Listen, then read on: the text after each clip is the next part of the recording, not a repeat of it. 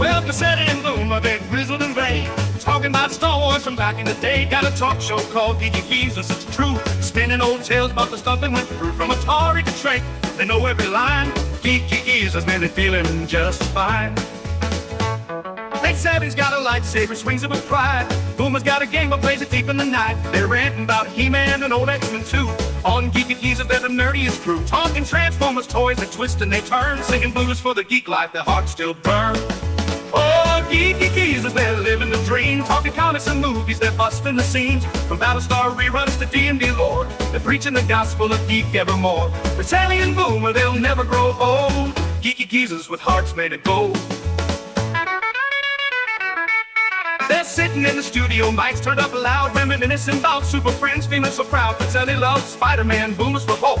They argue about Star Trek with passion and both. From Betamax tapes to their old D20s, Geeky is where the nostalgia flows. They got fans in the chat, from the young to the old, tuning in to hear stories that never get cold. Talking Ghostbusters, proton packs, toys in the box, and Saturday mornings with cartoons that rocks. Pacelli and Boomer, they're keeping it real. Geeky is with that old school feel. Oh, Geeky, they're living the dream, talking comics and movies, they're busting the scenes. From Battlestar reruns to D&D lore, they're preaching the gospel of geek evermore. Pacelli and Boomer, they'll never grow old. Geeky with hearts made of gold. They're singing the blues for the games that they play, for the VHS tapes and the arcades that pray. But the spirits are young, though their hair's turning white. Geeky keep the nerd fire alight. So tune in each week to the Geeky Geezer show, where Pacelli and Boomer let the good times flow. From X-Files to X-Men, they're dropping the news, singing praises of geek life with them old blues. Pacelli and Boomer, forever they'll be. Geeky Geezer's living wild and free.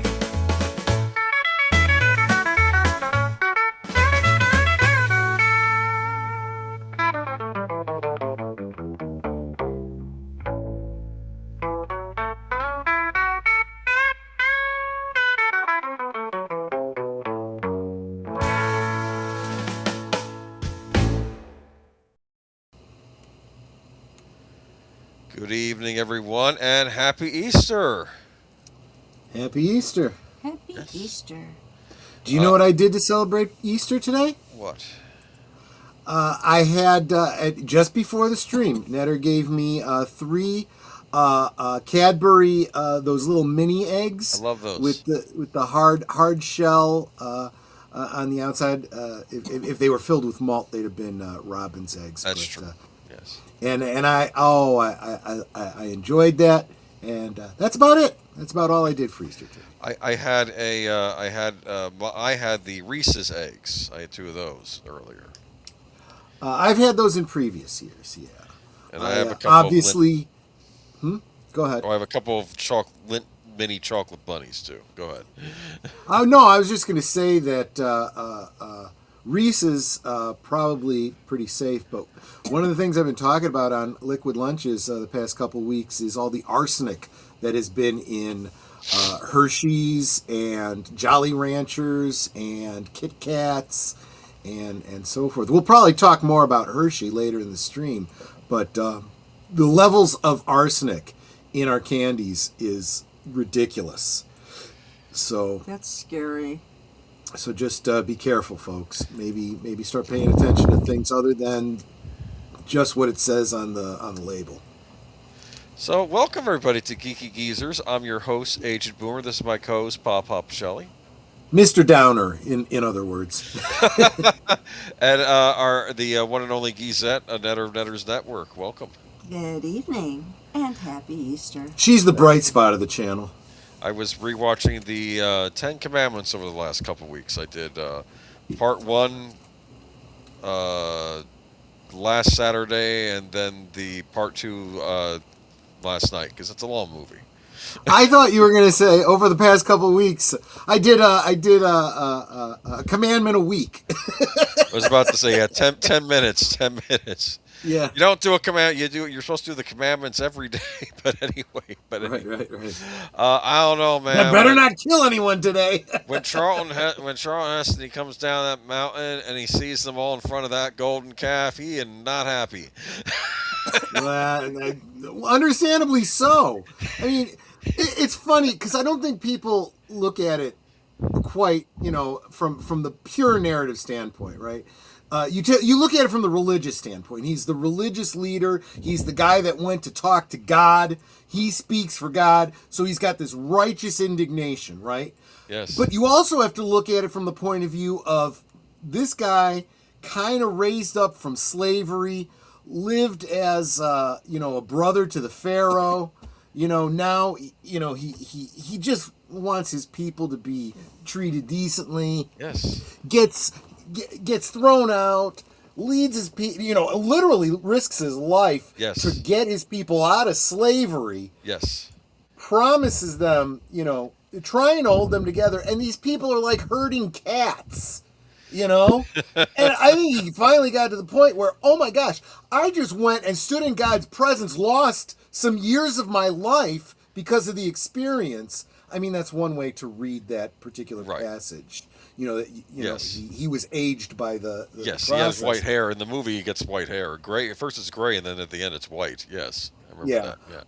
Yeah. And that's when God is showing himself by a proxy, by the Not whole, even directly. Yes. Yeah. There's a passage in Scripture where someone was in God's presence and was struck dead because of it. Right. That unfilteredness. But anyway, getting off topic, it's like, yeah, I kind of understand him losing his temper. There may not have even been righteous indignation. It's just, I'm tired of you people, What was that Edward G. Robinson whispering in everyone's ear? And that's Yeah, right. And let's throw Deborah Paget on top of the Golden Calf. Right. Good old Deborah Paget. But chat is not open, everyone. Thank you. Happy Easter. Thank you, Big Al. Appreciate it. I hope everyone has a wonderful day and have a great show. Happy Easter. We don't have any Easter theme thing tonight. No. I feel we've covered a lot of that stuff in the past. So I had totally forgotten Easter was coming up until was it you that mentioned it Friday, or maybe Big Al mentioned it? I think it was someone in the chat said he was fish fry battering fish. So you associated that with Lent, I think, and that's what made you. And then we mentioned. No, I did mention it's Good Friday. I think I might have mentioned it. Yeah. But wonky internet. A pepper and egg sandwich on Friday because, I ran out of eggs. May have run out of peppers too. So just bread, just bread. If you're like the Israelites, you would have had unleavened bread because it's the bread of haste, as it was said in that movie, which I thought was interesting. So, would you say then that Latin American culture is keeping that idea alive with tortillas? I never thought about it, but maybe. If it's flatbread, right? Yeah, I didn't think about that. It really is, yeah. Deleted scenes, welcome. Netters Network, welcome. Of course, you're in the chat with us. Hi. Hello. And Dpensec FKHC 2005. Oh, and did I say thank you to Ruby Hoove? Hold on. Not yet. For I don't think doing you've the gotten gifted there yet. membership. Thank you so much. Let me get that up there. For gifting a Netters Network. Oh, my goodness. Oh, and then she just gave me one too. Thank you so much. I can bring that one up easy because it's on my screen. Gotcha. And then it was for David Davinia Robbins 298. Well, you got a Yep, and mine went to Beelzehub. Ah, That's a great name, Beelzehub. A name on especially today of all days. But yes. Anyway. And she says she's celebrating 12 months of it. It's 1 year membership. Oh, Happy welcome Easter. and thank you so much, Ruby, who super appreciate you.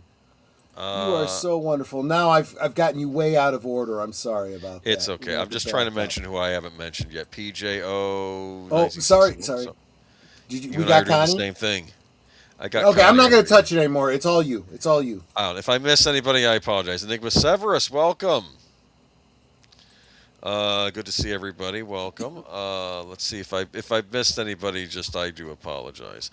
Watch the Ten Commandments this afternoon after Jason and the Argonauts. Maybe I should watch that next week. Yeah. That is a classic. I do love Jason and the Argonauts. I should have watched was the Easter Bunnies coming to town. That's a good one. You know what? I did Well, watch it's that. the Easter Beagle Charlie Brown. Right, right, I right. We watched didn't that know earlier that. today. I watched It's the Easter Beagle Charlie Brown. I did do that. Yeah, yeah, And yeah. that's the one episode where finally Pepper and Patty is the one being reasonable. Marcy's being the idiot in that episode. The Yes, eggs and yes. everything. She's getting frustrated because Marcy's being so stupid, and it's like this is not Marcy. Marcy is the intelligent one.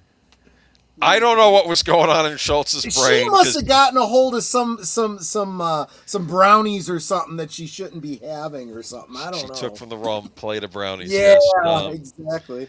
Cats would be easier, and they should have left Dathan behind. Well, Egypt didn't want him. Well, They were right. like, fine, you go with your people then.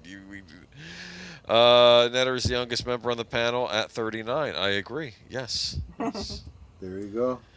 39. More humans. I don't know, man. When that golden calf that explodes on the thing and they get the earth opens up, I'm wondering where they're headed in that scene. That's all I'm gonna say. Is that like a direct pipeline to you know where? We could I do a whole stream about the assumptions and the realities of that Exodus story. Sure. And who that so-called golden calf was meant to represent, and we can go down an interesting rabbit hole. Yeah.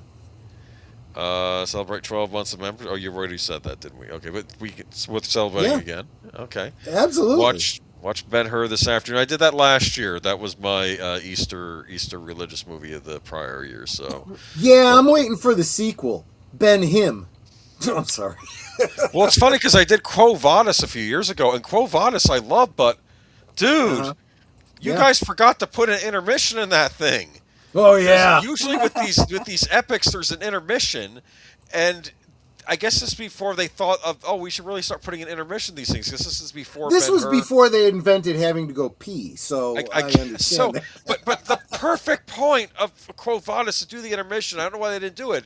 Because you have the Roman guy working for Nero, and he's learning about Christianity and stuff, and then Nero says, "Oh, I want to build Neropolis," and guess what I just did? We're going to burn Rome down, and then he goes and you see all of Rome on fire. There's your intermission point. Just cut it there, and then go with the Roman trying to rescue the poor Romans from getting burned, and then of course Nero blames it on the Christians and everything else, and it's but Ben Ben She-Her. Yeah, coming to Disney Plus, I'm sure. Oh, we'll be talking about some stuff coming to Disney Plus real soon. Go there, please. Well, I'm afraid we're gonna have to. But happy Sunday, thank you, Daniel Barry Sports Highlights. So let's go to the presentation. Oh yeah, presentation. There we go. I decided to pick something light tonight, but it ties into one of our articles, and I don't know if y'all will have anything to say on the subject, but let's just dive in. Because when I think of the good old days, I also think of pinball. Oh, you're right. This does tie in. The pinball, the pinball machines of old. But I'm really thinking of the pinball machines you and I may have grown up with during the 80s and maybe the 90s. Yeah, I don't. Do they still make pinball machines? They must. Yes, they do. Okay.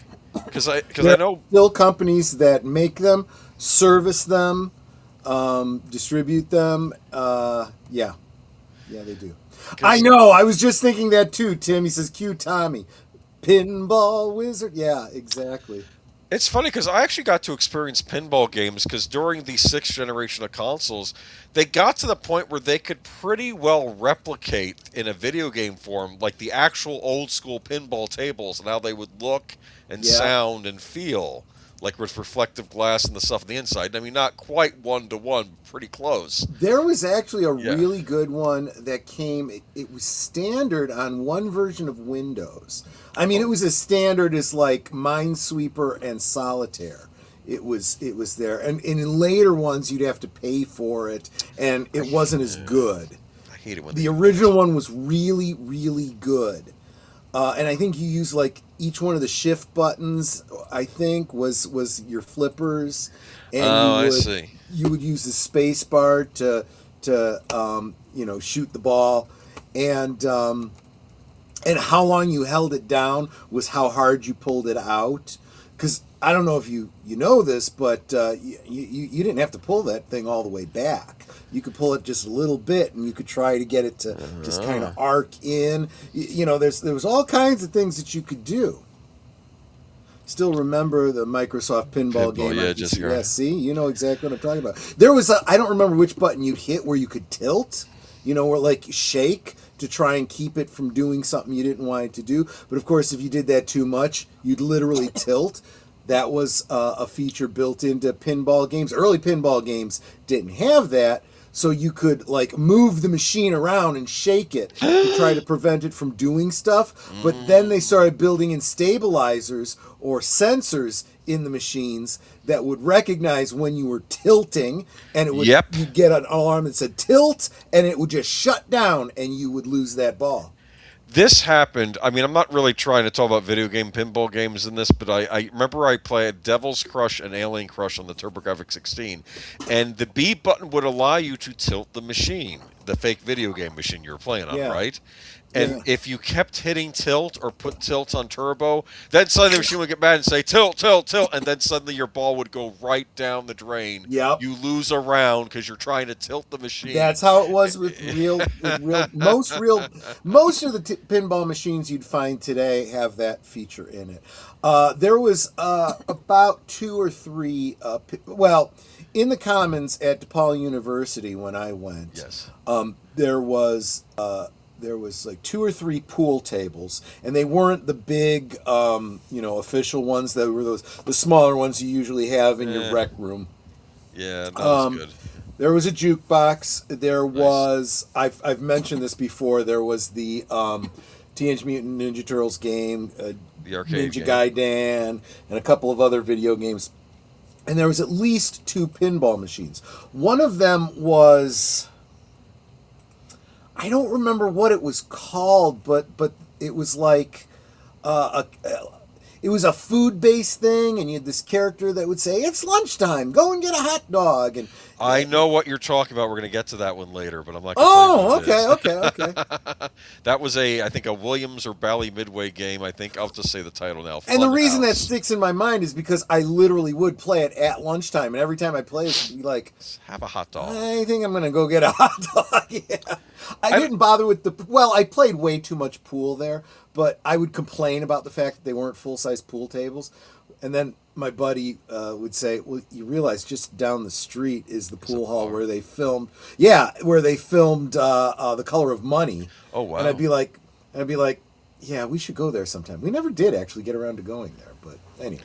It's funny you're mentioning pool when the name of this pinball machine right here is 8-Ball. It absolutely is.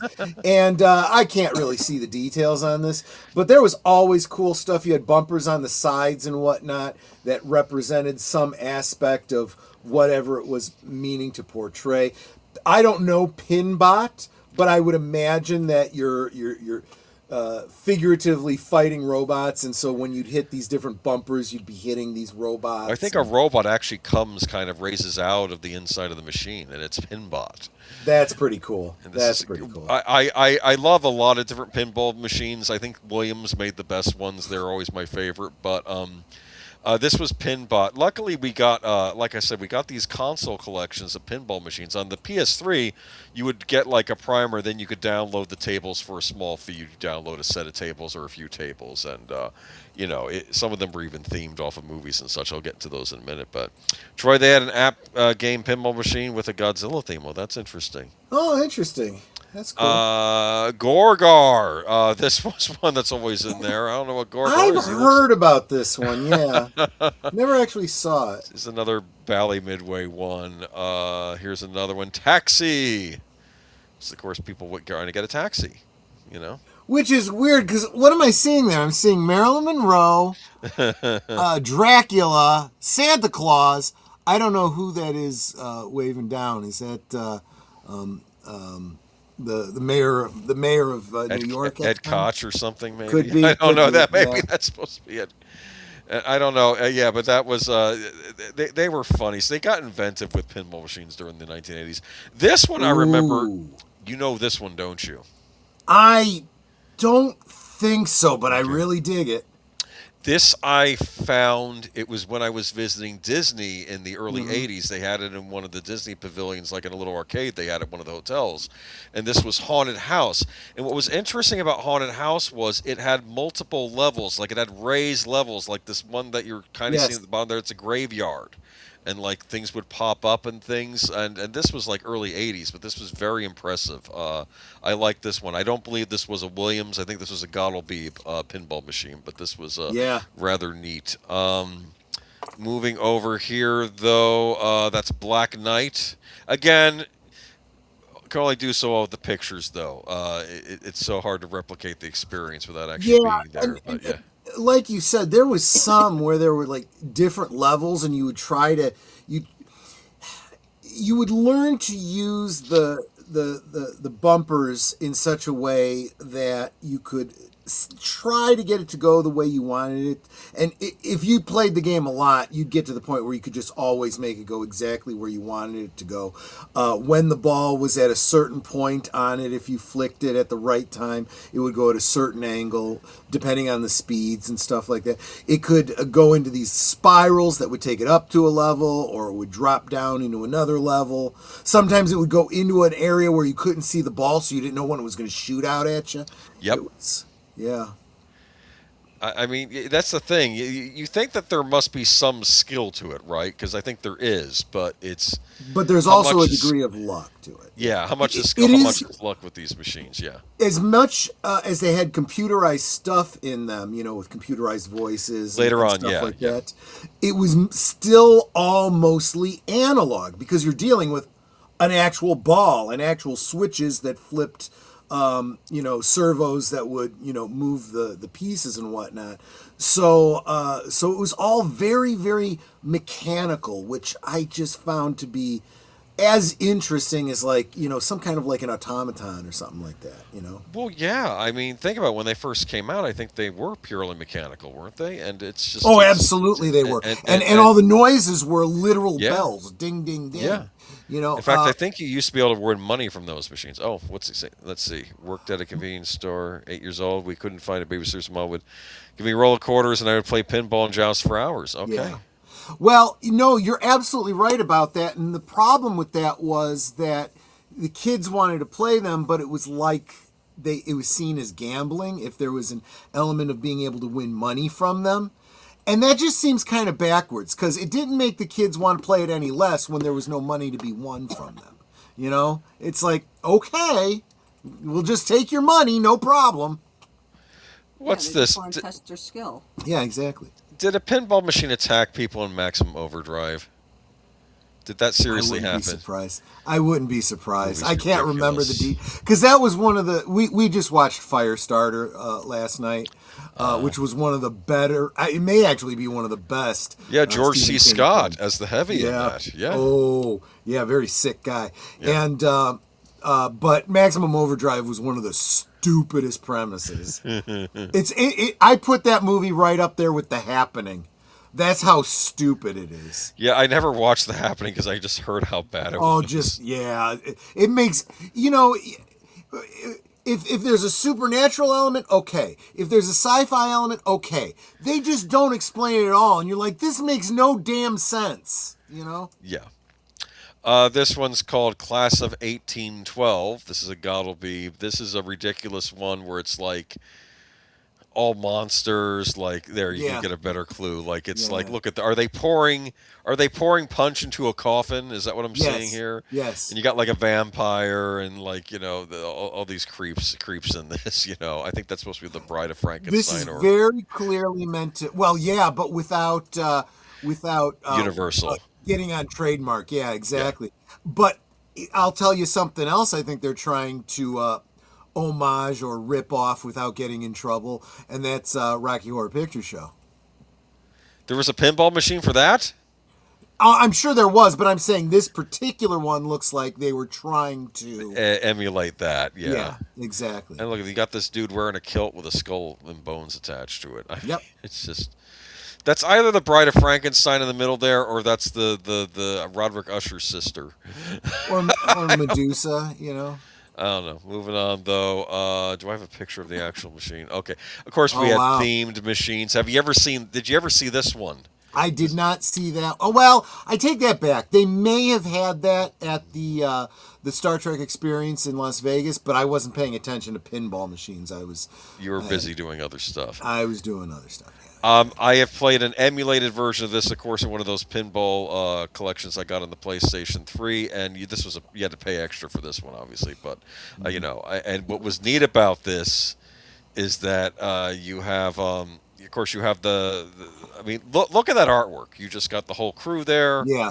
You have I don't know what kind of machine is attacking the Enterprise there. if That that's is above the that vessel, is no. It is an independent ship that was commanded by an offshoot of the Borg, led by Lore.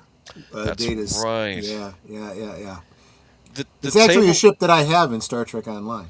This actually would have one of those screens that would display stuff on it. It was like only in dots, right? You know, so it's very simplistic graphics, Right. but like Right. there'd be a part in it where you'd hit a certain segment on the board. It says, "Captain, we have engaged the Borg," and like little Borg cubes would show up on the screen. And That's stuff. pretty cool. Yeah. It Well, was- it so was- and this is the thing to remember about this, and this was true about a lot of.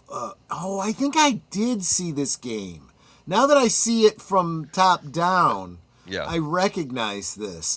But this was a license that they had with Paramount. Yes. So a lot of the games, there were a lot of games for movies, and they were obviously licensed by, what is Bally's or whoever. Bally but- Midway God will be one of those, yeah. Exactly. But it was usually to promote something that was, in the theaters at the time. There were Star Wars pinball games. Yeah, I'm going to get to that one in a minute, Okay, I think. okay. Actually, I'm did I getting put it. that one in here? Well, let's do this one. We, of course, have Doctor Who. Okay. I didn't know about this one either, but it doesn't surprise me. I saw this once. I never got around to playing it, though, but I did see it in an arcade. You have, I like the artwork, though, Sylvester McCoy in the middle, because I guess at that point he was the latest Doctor. And, of course, you have Peter Davidson, Colin Baker. I see all of them. I see Tom Baker. I see Patrick Troutman, Patrick Hartnell, Troutman and right there, Pertwee on The the side. first Doctor's It's- on the right, yeah. Mm-hmm. It's interesting. You know what? I'm just realizing it. Are these are, I get it. Odd numbers on the right, even numbers on the left. Interesting. Interesting. Okay, yeah, that's what they did there. And of course, we have the main table, which I can't see that well, but you see the visage With the of the master in the center, in the yeah. middle, yeah, and probably other enemies on the board. I'm sure there's got to be a Dalek. Oh yeah, right to the side of him. On either side is the Daleks. Yeah. Yeah. So very cool. I wish I picked this one up. Hey, and that me and one my on the monkey. PlayStation. Sorry to hear you're sleepy, but welcome. I'm glad you're here. There's yeah, the there Star it is. Wars The Star one. Wars game. Yeah. Supposedly, though, this one is from much later, so maybe there were other ones earlier, because I think this There one was were. out in the early, like, 93 or something. Data Mm-hmm. East made this. So I think that's kind of neat, though. You got Darth Vader and all that on there. There's the actual pinball machine itself. You get Look a better at that clue. R2 in the upper left there. Very Yeah. neat. And you got, of course, the visage of Luke Skywalker and Darth Vader fighting from Jedi. You see the Emperor there in Yep. the background. Very cool. Well, that's how you know it is. Despite saying it's Star Wars, it actually comes from later. Yeah, you can see that railing along the right hand side. That's the kind of thing I was talking about. Yep. Yeah. That the ball would go through and everything. Very neat. That I wish I never got a chance to play this machine, but this is a neat looking one. And I think we also have Dr. Jones here. Yes. Raiders of the Lost You call Ark him or Dr. Indiana Jones. Yes.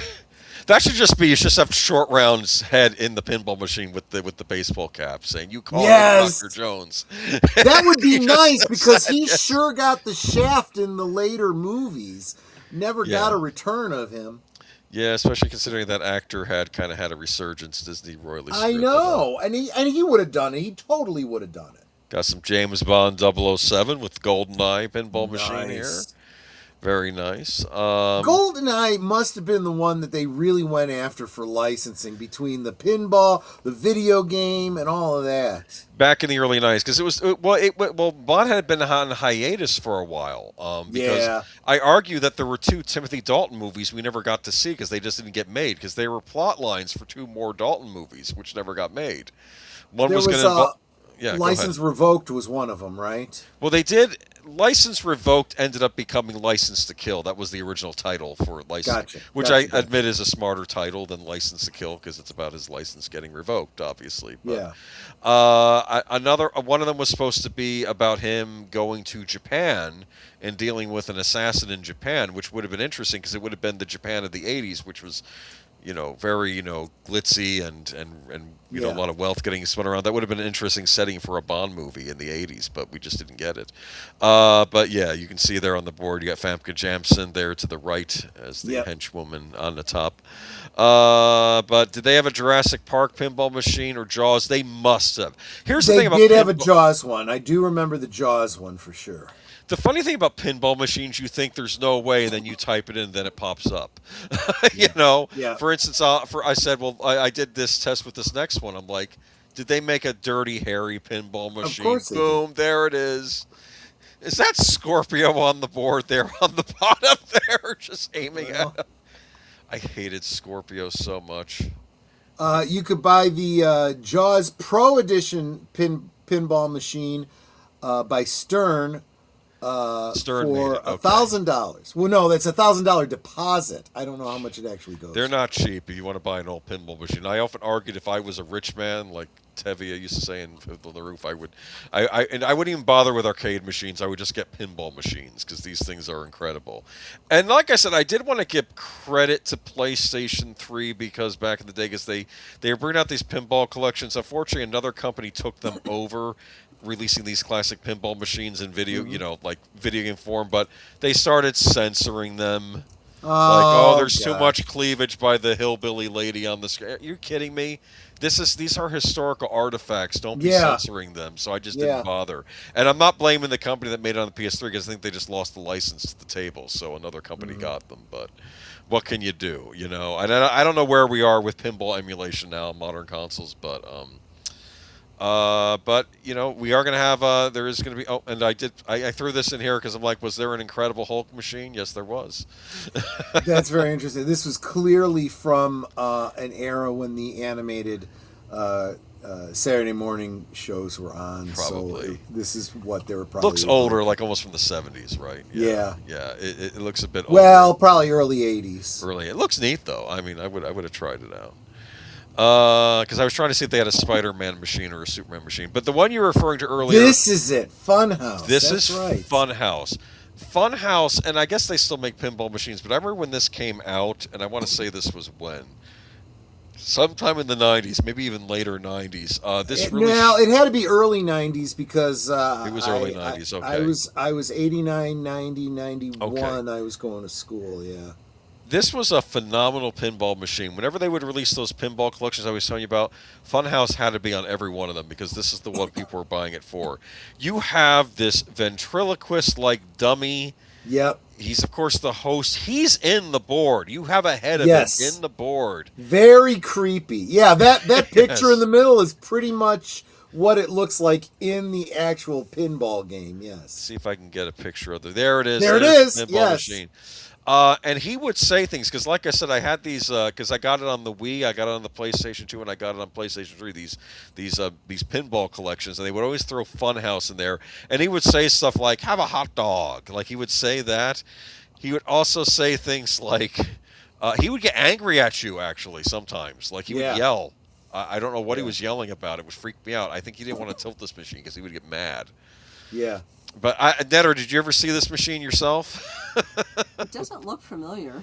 With the dummy head, yeah. I just this was an incredible. I've never seen one in person. My brother told me stories because he was going to college around the time this was out in arcades, so he would see it there. But I've always wanted to see one of these in person. But this was like at that point peak pinball technology. I think it was one of the last ones Williams or Midway maybe they're the same company, maybe one got bought out, really released, and I felt it was sort of like a capstone to a long era of great pinball machines. I'm sure other companies make them now, which I'm sure they're great, but this was, I think, one of the I last seem Williams to pinball remember machines. that using the left flipper, you could shoot the ball into a hole on the right. It would end up going up into that that diagonal rail that you see going across the middle. Drop it, and it would drop down for you to use your left flipper again. You could have it going. If you were really good, you could keep it going and keep racking up the points, but it wasn't really that good. Yeah, I mean, but it was fun to look at, wasn't it? Oh gosh, it was fun. And then, like I said, if you went through a certain area, he would say, "It's lunchtime. Why not have a hot dog?" Yeah, it's like he's a carnival barker or something. Yeah. Like they even had this music playing, like dun, dun, dun, dun, dun, like this weird, like Yeah. I was like circus type. It's Yep. just weird, and I think I'm not going to say it's the best pinball machine ever made, but if I had to pick one, I would say it's the best pinball machine. I mean, It is the it's one just, that stands out in my mind the most. Yeah. and there have been some great pinball machines over the years, but I especially did like Yeah. this one though. But how about yourself, Ned? Or did you have any pinball memories? I used to play pinball when I was in like high school and stuff. Right. It's like, because that was like the big thing was Pinball Wizard was the song. From Tommy. So Tommy. everyone was playing, Who? Tommy the Who. pinball because of that. I can't recall off the top of my head what any of them were called. I know there was one with Elton John on the the picture on the top part. Yeah. I don't really remember the other ones because that never really was important to me. It was just I want to play the game. Yeah. Here's my quarter. Let me play. I'm kind of curious. You think they ever made a Tommy-themed pinball game? I would be surprised if they didn't. The deaf, dumb, and blind kid sure plays a mean pinball. Now, the weird thing is you might think, well, that's impossible, but they've actually, I know that on, I think even on X-Play or one of those tech TV shows, they had a couple of blind adolescents, and they were playing Mortal Kombat against each other, and they were doing okay, and I'm like, how? How were they playing it? They can't see it, but maybe they know timing, or they listen? I don't know, but they were playing it, Yes, there is. I'm seeing a pre-owned version of it from 1975 going for $6,000 on eBay. There's another one going for $5,000 on eBay. Stuff's not cheap. Yeah, No, but it's not. it's kind of neat. Maybe one day I'll look into maybe whoever. Actually, I think they have a Stern pinball line out now, which you can buy, which might be uncensored. I have to look in to see if they're still censoring this nonsense. Because come on, it's over. Move on, people. We're out of the. Well, I keep saying we're out of the woke era, but we'll see. All right. Well, that's it for pinball, but we might have a pinball story in a little bit. But yeah, they did all-time classics from the 1990s, released by Data East. It's the Who's Tommy Pinball Wizard. Okay, so Data East made it. Data East made a lot of games back in the day. Yeah. But our first story of the night, unfortunately, is in Remembrance. Demond Wilson, Lamont on Sanford & Son, dies at 79. Didn't know if you... Go ahead. This was actually back from February. We missed this one. Otherwise, we actually wouldn't have had one tonight. But okay. we couldn't let this one go. This one came to us from Geek Flag with Nate Knows. So thank you so much for bringing this up, Nate. And then I sent it to Boomer, and I was like, "Did we miss this one?" You're like, "Yeah, we must have done." No, because I would have asked you. I mean, I don't know if you watched Sanford & Son yourself, because that could have been a good old days. I did not in its original run though. I Right. watched it when it was in syndication. One of those shows that you would see like literally every day, in the evening, on your local affiliates. Red Skelton was on that, right? Oh, Red Fox. My Red mistake. Fox. My Red mistake. Fox. I'm confused. Yes. Okay. And of course, his whole thing was whenever something would be upsetting to him, he'd act like he was having a heart attack. Oh, it's a big one! It's a big one! and he announced to his wife that he was coming to see her in heaven. Oh, okay. Demon Wilson, who starred alongside Red Fox on Answer to the Hey Dummy, yes, for 6 seasons on the popular 1970s NBC sitcom Sanford and Son, has died 79. Wilson died Friday of complications from cancer at his home in Palm Springs. His son, Desmond Wilson Jr., told TMZ. On the strength of his performance on the 1971 All in the Family episode Edith Writes a Song, he and Cleveland Litter are burglars from Harlem who hold the bunkers hostage in their home. Wilson was hired as Lamont Sanford, the son of aging widow Fred G. Sanford, proprietor of Sanford & Son Salvage at 911 South Central Ave in Watts. After learning about the series format, I was doubtful about my involvement in the project. I thought about it long and hard and decided to take a chance, Wilson says in 2011 book Black and Blue: The Red Fox Story. Red and I thought we could grab some quick cash plus notoriety, then move on to the next project. Well, it lasted 6 seasons, so I said they did pretty well for themselves. Yeah. Especially in the 70s. And I don't know. The 70s was a marginal time, so I don't know if this fell under the rights and whatnot. But if they got residuals the years later, that was probably pretty nice. I'm coming to Elizabeth. Yeah. Well, you did get they must have gotten residuals, because I know that was a big thing with Bob Crane and what was the name of that show? Hogan's Heroes. Mm-hmm. Because there was one of the plot lines in the movie is that, or at least in the documentary of the movie, was that he was struggling, but Hogan's Heroes was about to get into syndication at the time. Like he was about to get the syndication money, and it would have been worth a fortune. Like he wouldn't have had to work anymore in his life when he was going to get from syndication on that. But then he was murdered. Yeah. And there's big suspicion as to who murdered him too. It was in this documentary on the DVD. It's interesting. But rest in peace, Demon Wilson. And sorry we missed it back in the day. Did you know that Red Fox was his stage name? His real name was Fred Sanford, and he created and developed Sanford and Son TV show. Interesting. I didn't know that. Wow, I did not know that. That is interesting. So it's funny. His stage name. Yeah, it was him on the show, but his character name was his real name. So that's interesting. That's actually very clever. Okay. Oh, now we got to move into the present. Okay. Oh, Epic gosh, Games. here we go.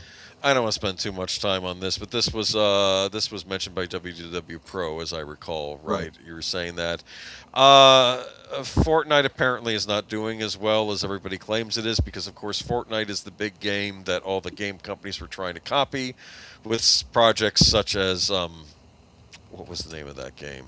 Concord, that Sony pumped all that money into. And lost a lot of money into it. I'm sure that has nothing to do with the increased price of their consoles. But anyway, I'm just the company behind Fortnite is facing a difficult moment. Epic Games confirmed a major round of layoffs, cutting around 1,000 jobs as it grapples with slowing engagement and mounting industry pressure. The announcement signals a shift for one of gaming's biggest success stories, as changing player habits and economic challenges begin to take a toll. For many inside the company, the move reflects a broader reality hitting the entire gaming sector right now. The decision was outlined in a message from CEO Tim Sweeney, who acknowledged the challenges faced by the company. Today we're laying off over 1,000 Epic employees. The move begins. I'm sorry we're here again. The downturn in Fortnite engagement that started in 2025 means we're spending significantly more than we're making, and we have to make major cuts to keep the company funded.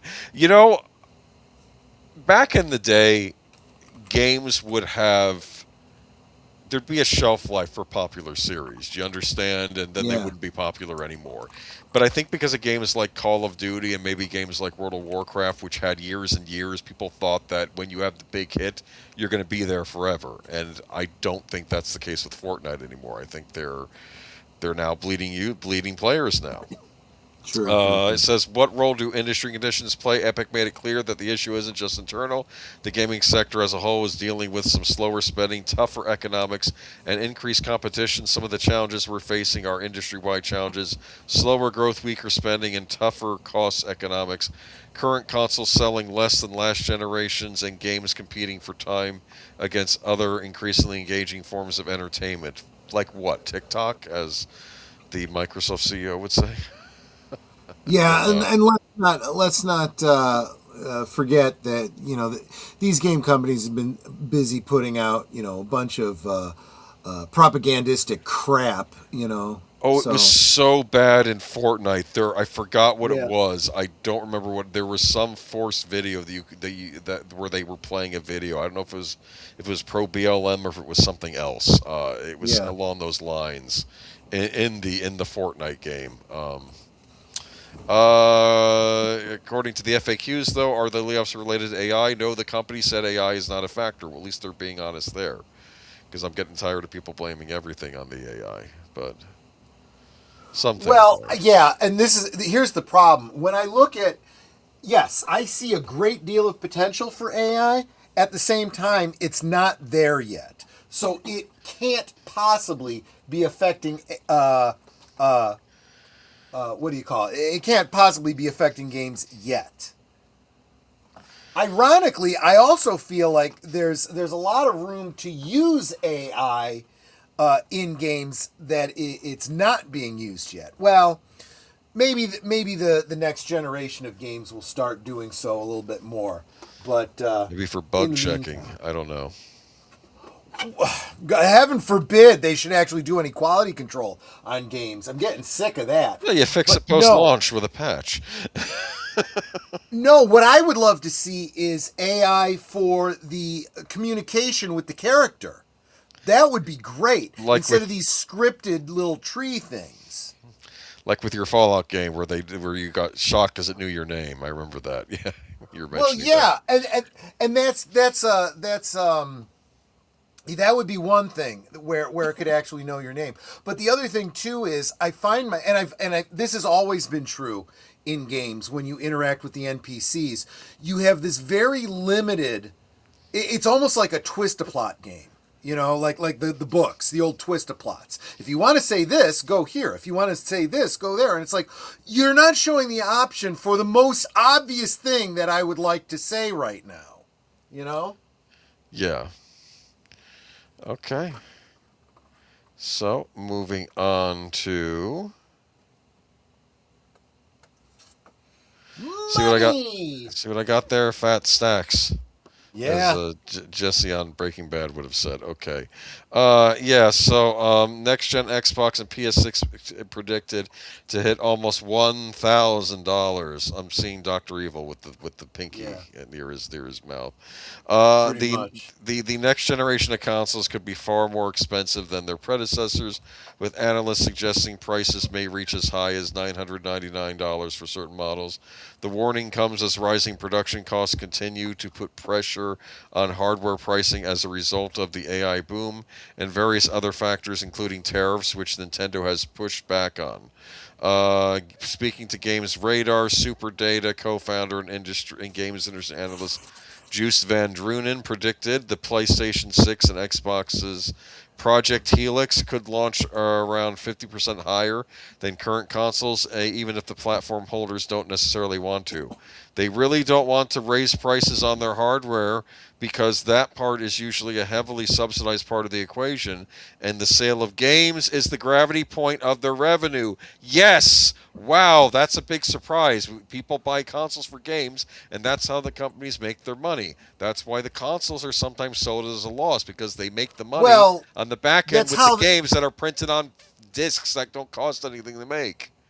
That's how they have to make the money now that USAID has been shut off and other revenue services that have been sponsoring them all this time are gone. Well, maybe if they didn't keep going to places like Sweet Baby Inc. to start inserting stuff in the games that nobody wants in there. I'm just saying, I predict that the next... Well, they know it now. Now they need to start acting it like they know it. I predict that the next generation of console hardware will start at 50% higher price point than the current one did. Okay, PlayStation 5 launched at $499 in 2020, a 50% increase with the PlayStation 6 at $750 for a basic model. This is insane. $999. This is no one's going to spend that money. Do you think people are going to spend that money? I don't think they are. Nope, they'll just get it on PC. Well, it's funny. Another story this week was Sony has now removed all their games from from Steam or from PC, which I thought was funny because I'm like, why were they on there to begin with? They were doing that for a while. They were putting their games, like if you wanted to buy the latest Spider-Man game, I think it was on PC, but now those have been removed because they say we need those as PlayStation exclusives. But y'all had already done it, I don't know. Yeah, and I just feel like good luck to you because I am not going to go out and spend another $1,000 on another thing to play that game when, you know what, there's a lot of stuff on Steam that I could be playing. I could just upgrade my current PC, which will help me when I'm streaming, which will help me when I'm broadcasting, which will help me watch movies, DVDs, Blu-rays, and you know what, all my Steam games. So Gotcha. But The goat one. yes, so I can play a Goat Simulator. Don't have the money to burn, and PCs are under attack to be eliminated for the app server Pure World. I don't know what that is. Do you know what that is, Boomer? what is this one? Don't have the money to burn, and PCs are under attack to be eliminated for the app server Pure World. Oh, maybe he's worried that like consoles, maybe you'll get things like Chromebooks in the future, where everything's online. I don't know. I don't know if we're there yet, but yeah, maybe they will at some point. Push And welcome that. Jesse Guajardo excuse me, Jesse Green. I'm sorry. Oh, welcome okay. Jesse Green. They pay $100 for some games. Still, what want you to pay more? Yeah, exactly. Well, that was for like collector's editions too of games like the Star Wars Outlaws. There was like 100. I think there was a more expensive edition. The base prices still haven't gone up to 100 yet, but people are worried with Grand Theft Auto 6 that that's going to be your first $100 game. They're really worried about that. Insiders apparently want that to be $100 because I know Nintendo has pushed things up to $80 with some of their titles. And yes, they did. The Super Mario Brothers Wonder game they released on the Switch, even though it's an enhanced version of the one on the Switch, it has more stuff. It's $80, whereas the Switch version cost me $60. And I assume if you have the Switch version, you can just upgrade it for another $20. But the point is, it's still $80. It's like another $80 game. And now I'm worried we're going to be pushing toward $100 games. And it's like, people can't afford this. Welcome Corey from Wilkie's Movies and Music. You know what I was reading about today? Because I'm trying to come up with an idea for my final class project for my I'm taking a rare books class. And apparently there was a subscription library in England before public libraries became the norm. And it was something where you'd pay a subscription, and it was cheaper than actually going out and buying a physical book. Does any of this sound familiar? You can pay a subscription fee to this library, but then as people got dependent on this one chain for subscription fees to buy these novels, to get access to these novels, then the main company started doing what they call triple-decker novels. Do you know what a triple-decker novel is? I can't even imagine. I found out today. A triple-decker novel is a novel that they've cut into 3 different volumes. Publishers hated this too. They said it was more expensive for them because they would just publish a novel as 1 volume. But they would split it up into 3 because then they could charge you rental credits or points for each part of that, for each of the 3 volumes that make up 1 novel. How awful is that? Yeah. Because it was ridiculous, and this was only in England. In America, you could the books weren't as prohibitively expensive as they were in England. This was going on in England at the time. I mean, authors like John Saul, Stephen King. I don't know if Dean Koontz did this. They would do anthologies, which were really novellas. Yeah. Published over time that were all part of one book that eventually, after all of them were published, they would then reprint, the collection of them. And to be fair, Dickens did that too with his serialized novels, I think, in newspapers or something. Yeah, he did that too, because I don't think he liked this system either. But this struck me as nickel and diming, or what's the British phrase for that? Halfpenny or shilling, shilling and something your customer, but yeah. But So it depends on how it's being done and why. If you have a full novel and you go, hey, let's break this up into 3 and sell it, in 3 different parts, so they have to pay us 3 times. Yeah, that's kind of That's what was going on. But if it's more like, well, I've gotten this much of it done, let me publish this and get it out while I'm working on the next part. Oh yeah, I understand what you're saying. Kind of what comic books are. No, that's fine, but that's not what was going on here. They basically told the publishers, we want this novel you're bringing out, we want it in 3 parts for our lending library. Right. That's what they said. It was already done, and the publishers didn't like doing this either, so I thought that was interesting. But I remember those triple novels because my 3rd grade teacher showed us these books. Oh, that's interesting. But sorry guys, I have to bail. I spent all day working on my new novel. Okay, well, have a good weekend, dude. Rest up. And I remember those triple-decker novels because my 3rd grade teacher who showed us these books. Oh, that's interesting. She must have had some of them. Yeah. I wonder if they're rare at this point. But you know what I'm thinking? I only have the first 2 parts of Huckleberry Finn. How does it end? It's like, right. Sorry, we're all out of the 3rd part. They didn't get returned. They're not going to be returned for another couple months. Sorry. It's like, come on. Exactly. Okay. GameStop. I made a joke when you sent this article because I saw the card. It's like, GameStop trying to help players offset PS5 hike with enhanced trading credits. Yeah, give us your card. We'll give you half off of PlayStation 5 or something. It's getting to that point. Yeah. It was a joke because I'm like, not even... yeah. All right, let's see what they're actually saying. Maybe they're giving us a deal. I remember I traded 3 games into GameStop to get Legend of Zelda Ocarina of Time when it came out. Because I had a lot of crappy games on the Nintendo 64 that I didn't like, so I'm like, let me get rid of 3 of them. One of them was Automobile Lamborghini. Okay. That was the title of the game, and I was like, oh, this is really cool. I get to drive all these cars I could never afford from Italy, from Europe, right? And there was a racing game, but I didn't like it. It was boring. Okay. Wait a minute. Oh, there it is. Sorry, I went too far. Okay, GameStop has introduced a short-term trade incentive aimed at helping some customers offset the impact of a recent price increase for PlayStation 5 consoles. The retailers offer amplified trade-in values for qualifying hardware ahead of the new pricing taking effect in early April. Sony Interactive Entertainment announced global and increased suggested price. Yeah, I know, we did that last week. What's the promotion? The GameStop's promotion, publicized on its official social media channels, increases the trade-in value of certain hardware models when customers trade in a working console and complete a purchase of a new hardware in a single transaction. Additional credit levels vary by console and condition, with the highest incremental values offered toward a PlayStation 5 Pro purchase. Customers must present functioning devices, including necessary cables and controllers, to qualify for the elevated trade-in amounts. Under the fine print, however, there is some fine print to be aware of. The offer is limited in duration and, according to GameStop, runs through April 4th, 2026. Well, too late for you. Yeah. This gives buyers only 3 days to take advantage of the offer once the price decreases. GameStop also requires participants be enrolled in its Power Up Rewards Pro. GameStop also requires participants be enrolled in its Power Up Rewards Pro loyalty program to receive maximum credit value. Membership program carries an annual fee of $25, and trade-in payouts are issued as in-store credit rather than cash. This is. We're living in Dickensian England right now. What is this? I don't. This is.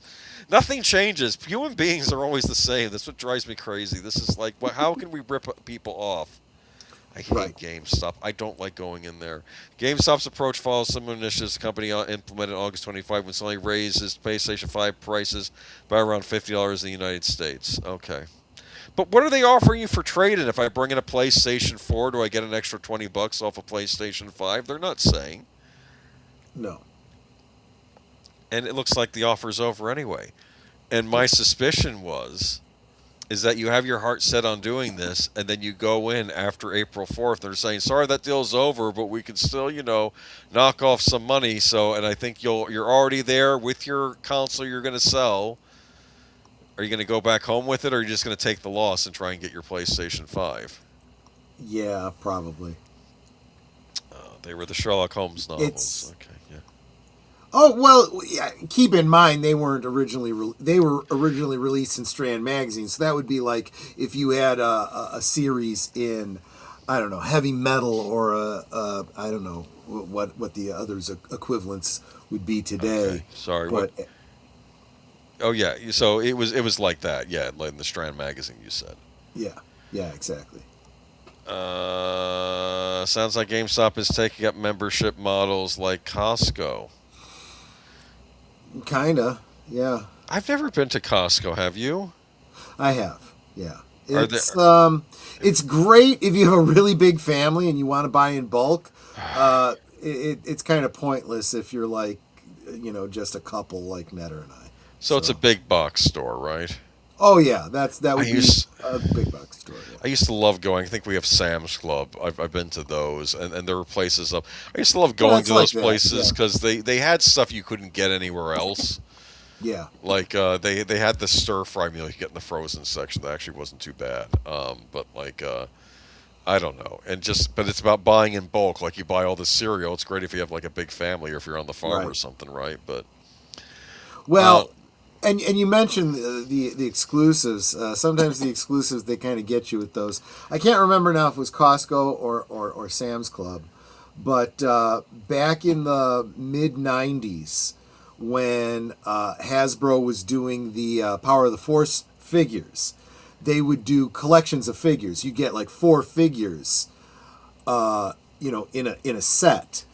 And I would pick these up, but what you were really getting was 4 figures that you could easily get separately, and they were just packaged together with this cardboard outer box that was exclusive to Sam's Club, and there was no additional value there for those. Yeah. well, you got the additional cardboard outer box, I guess. I'm just Well, and sometimes there was a certain convenience there. If you were going to get all 4 of those figures anyway, yeah, okay, I'm going to go ahead and get that. Let's see. The price of RAM is out of control because of every company's AI ventures. If you want a PC desktop, they will be super expensive. Is that right? Well, speaking of which, Yeah. oh, never mind. That's not the next article. Okay. Oh, that would have been a great pivot, Darn though. it. Okay. Back to our head. We'll get to that in a minute. Okay. Put a pin in that. Me and my monkey. We may have one of the reasons why the RAM's getting so We expensive. are going to be talking yes. about that. Yes. The largest pinball arcade in the Midwest is now open in Illinois, featuring over 110 machines from the last 80 years. Darn it. Is this anywhere where you live? Yeah, it's not far from me. This was sent to me by Marc Malnekoff, and I was like, okay, this is cool. This is something worth talking about. Yeah. That might be something fun if you do like an excursion out there sometime. You Oh, can yeah. tell us about Oh, it. yeah. But this is actually rather neat. The Pinball Capital, the largest pinball arcade in the Midwest, is celebrating its grand opening today at Stone Park, Illinois. The date also marks the 50th anniversary of Roger Sharp's appearance before a New York hearing where he demonstrated to the Manhattan City Council that pinball is a game of skill rather than chance. Oh, yikes. That must have been a thing. The grand opening will feature a screening of Pinball, the Man Who Saved the Game, and will be attended by Sharp himself, according to the Pinball Capital. The new venue covers 8,100 square feet and features all 30 of Stern's Pinball Insider connected tables, along with more than 80 other machines from various eras of pinball. The collection is extensive, spanning more than 6 decades, and includes games from a 1947 Gottlebeat Humpty Dumpty to 2025 releases such as Harry Potter, King Kong, Myth of Terror Island. Oh, that's interesting. Star Wars, Fall of the Empire, Jaws, and Cactus Canyon. As part of the celebration, Sharp will showcase the bank slot machine, which will then be given away to one lucky guest in attendance. The festivities will continue throughout the weekend, offering free play on pinball tournament competitions and complimentary snacks and non-alcoholic drinks. The Pinball Capital will operate Tuesdays through Thursdays with $20 all-day play from 3 p.m. to 10 p.m. and Fridays through Sundays 11 a.m. to 11 p.m. This would be a cool way to spend an evening. You just pop down $20, play all the pinball games you want. That might be... Yeah. Maybe you kids that can't afford these expensive consoles, maybe once a month go down there with your buddies and play pinball to your heart's content. I guess it's all non-alcoholic drinks there, though. I used to go to arcade bars where they'd actually have alcoholic drinks you could play. Oh, like Dave and Buster's and stuff like that. Yeah. The classic game room guy once said when he was playing, he said, Ms. Pac-Man is best played on a cocktail cabinet. That way you can have the joystick in one hand and a scotch on the rocks in the other. There you go. I'm out for that. That's Yeah. what he said, yes. But yeah, now going on. But anyway, this is just a really cool, really cool. It's really cool. I would go to this myself.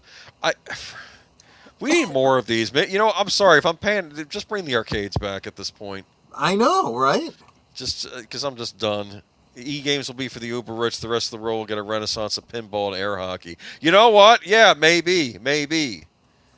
Because and maybe that's what we'll do. Us working class people. That's what people don't understand about game consoles.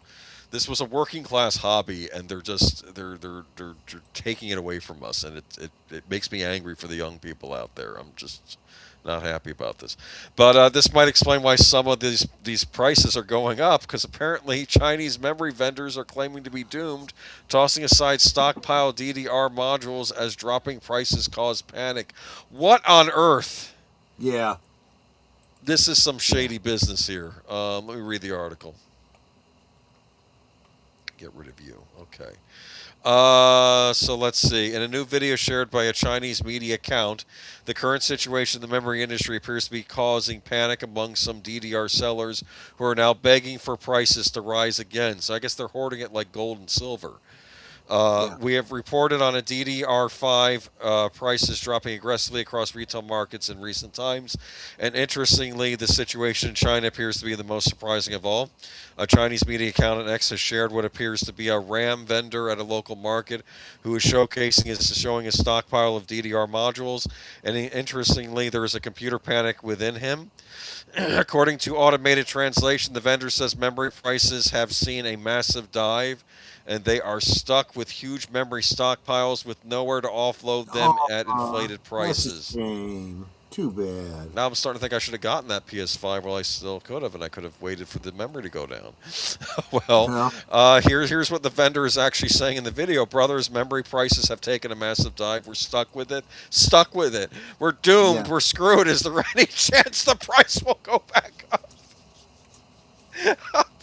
This should be a movie. I'm sorry. Right. This is a broader sentiment in the retail consumer market, memory market, especially among hoarders who initially stocked up on DDR modules in anticipation of offloading the higher costs. However, with the recent drop in RAM prices, the same vendors are now panicking about their stockpiles and whether they can be offloaded at the prices they initially paid. We all know what happens when the hoarder scalper community once prices are poised to drop from their inflated levels. It creates a domino effect with stockpilers offloading large quantities of DDR products, hoping to stay safe when the price drop. Why are the prices going down now? Well, because if you're stockpiling, eventually the production is going to catch up to the demand, and when it does, it starts to drive prices down again. It's just like playing the stock market. You got to know when to get in and when to get out. They got in while it was high, and they thought it would keep going higher. Yeah, and they made a bad call. And congratulations, now you're stuck with it. And nobody cares because this is what happens. Right now, the demand for DRAM in enterprise markets is consistently growing, and there's no chance of the growth rate slowing down. Yet at the same time, the PC market has seen a more interesting phenomenon, one that we're never anticipating happening in U.S. markets. Several DDR memory deals are emerging with average prices down more than 30% from the very highs. Okay. Well, there you are, Jesse Gardo. If you got yourself a PS5, you might actually be able to get yourself some memory for it at a more reasonable price.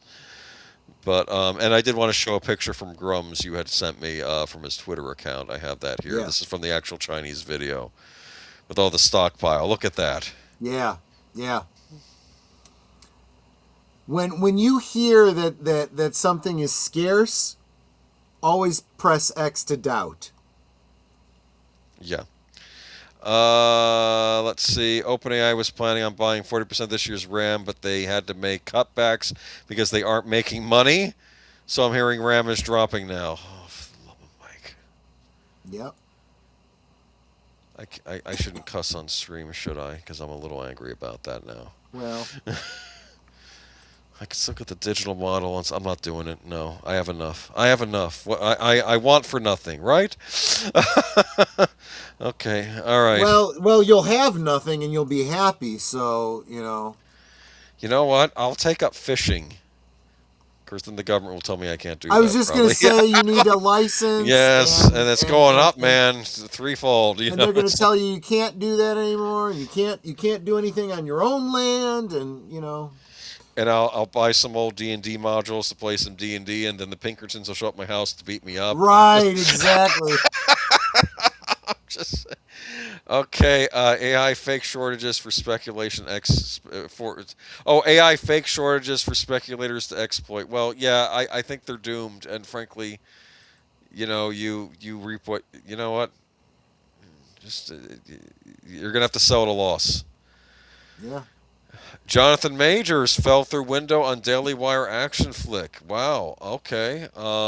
Yeah, there's a lot more to this, and you know what? I'm going to. Well, if you're following on my channel, I've got it linked down below. But I'm going to go ahead and drop an article that just went up about 2 hours ago from. And this I'm putting this up on all the channels from Midnight's Edge. That does a little bit of a deep dive into it. Yeah, so maybe you'll have more details as I read, but according to this, just over a week after several crew members walked off the South Carolina set of Jonathan Majors' upcoming untitled action film from the Daily Wire and Dallas Sun-Ears Bonfire Legend, more details about the safety concerns that led to the strike have emerged. As we previously reported, IATSE called a strike against the production on March 26 over a series of labor issues. We understand that initially the union attempted to sign a contract with the production in order to secure payment into the union's health and pension funds. However, things got more serious as the safety concerns grew over the past 5 weeks of production. Producers have not denied any of the below allegations, but when reached by deadline for comment, they said they don't negotiate with communists. Freaking genius. Just brilliant. Why don't you just shoot yourself in the other foot now? Yeah, okay. Yeah, that sounded like maybe discretion's... Wait a minute. Ben Shapiro's audience is absolutely cratered in the wake of the Iran situation as he pours out Netanyahu-approved war hawk propaganda. Yes, that is exactly who Beanie Boy is. I'm sorry. I am a huge supporter of the Israelites, but not of the current Israel. Okay? Let me be very clear. As a Christian, I care a great deal about the chosen people. But Netanyahu is a Yahoo. And this equating him with supporting the Jews is ridiculous. And the Jews don't want to be bombed. They don't want endless war. They don't want what Netanyahu's doing. And honestly, the Americans even less. We don't need to be involved in somebody else's war. Well, it's interesting because Matt Walsh is not a fan of the situation either, so I guess he's on opposite ends with Shapiro on this. But he better keep quiet because if he speaks up, he spoke out against on his thing. I heard because he's going to be dropped the way what's her name? Candace. Oh no, Candace is another. That's a whole other ball of can of worms. psycho. Okay. It's his cousin. What's the one her name? that was going to play? The one that was going. Well, looks like his cousin. Yeah, the one that was going to play Snow White. This is the problem with this whole company. If you have any intellectual honesty, even if you are a conservative, these people are yahoos. They are CIA pin-wearing, deep statist war whores, and they couch it behind the flag and support America, but it's bullcrap. It's moronic.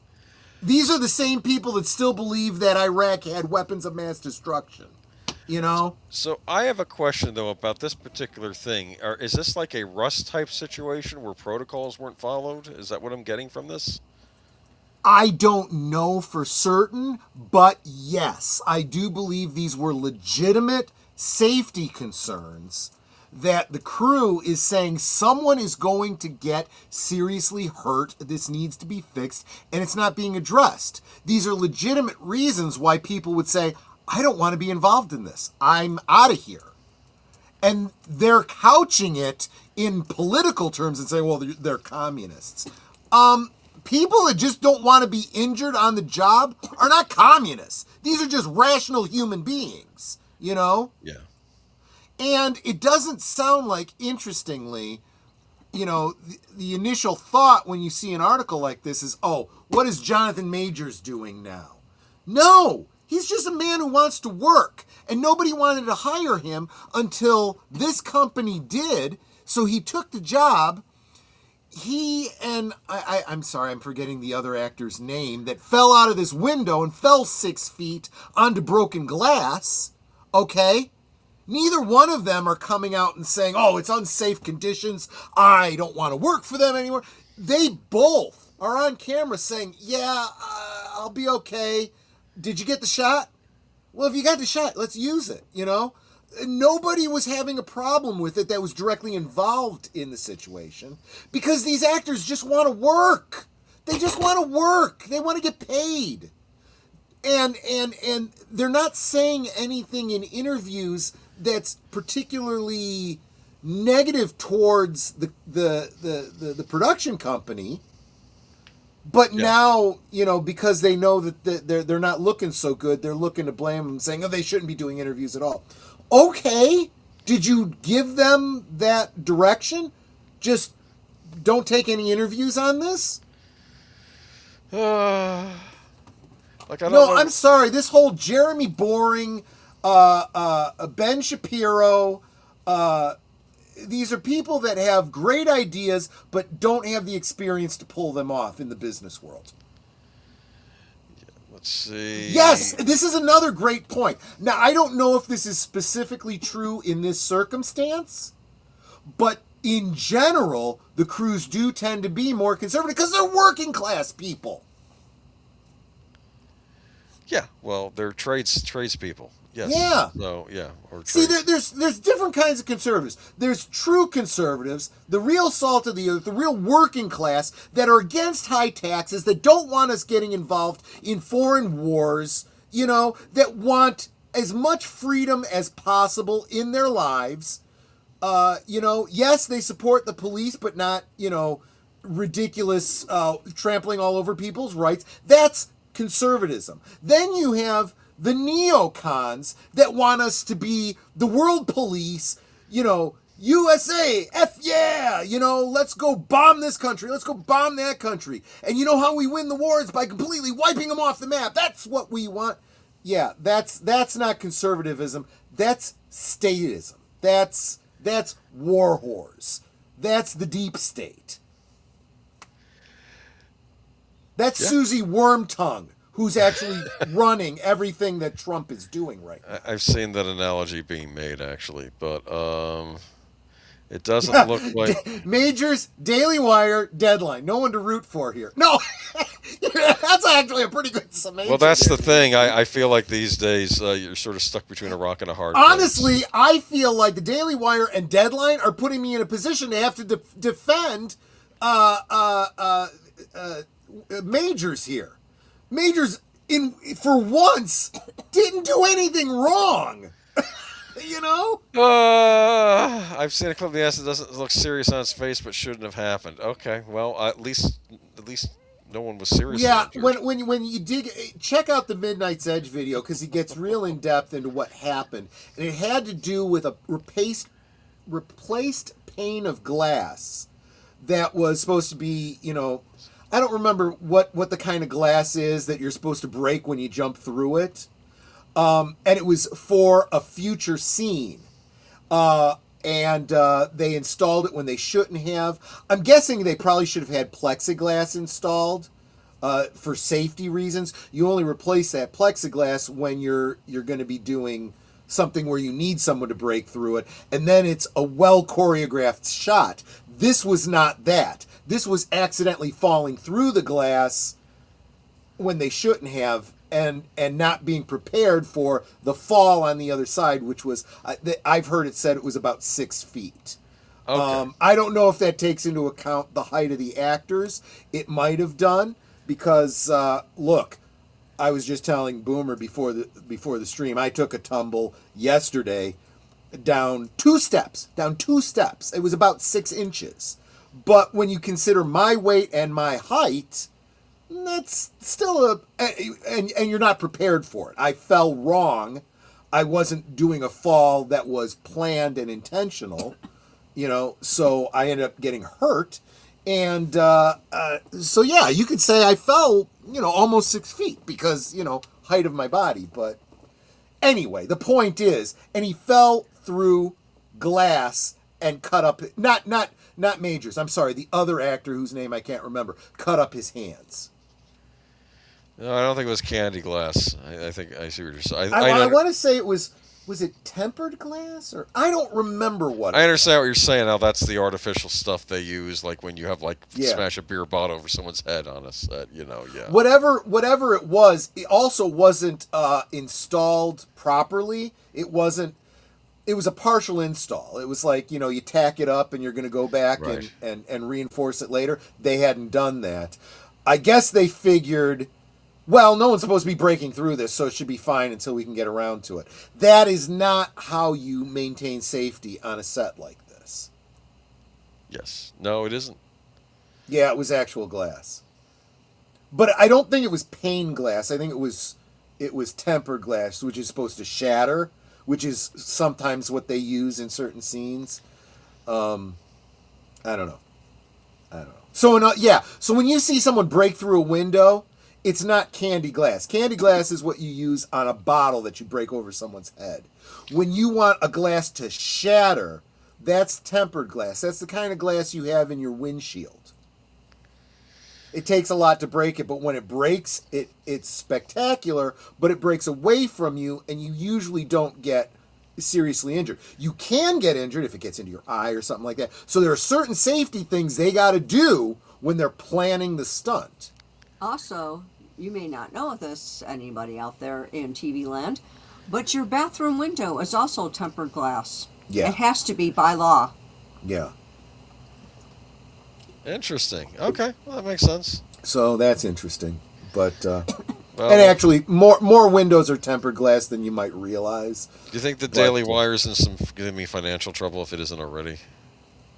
Well, I hope they're talking to lawyers right now. Safety glass is all about the shape of the glass when it breaks. It doesn't create shards. Yeah.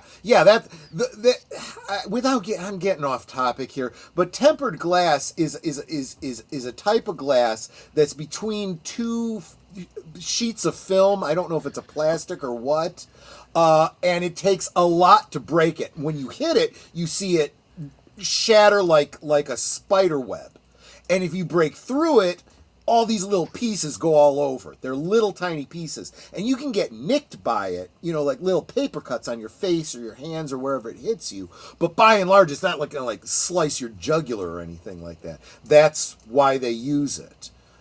Several crew members walked off the set, off the movie earlier this week for safety reasons. Look, so getting back to your analogy to Rust, where people were saying, look, there's safety concerns. Yeah. Please fix this. Yes, I would say this is exactly like that.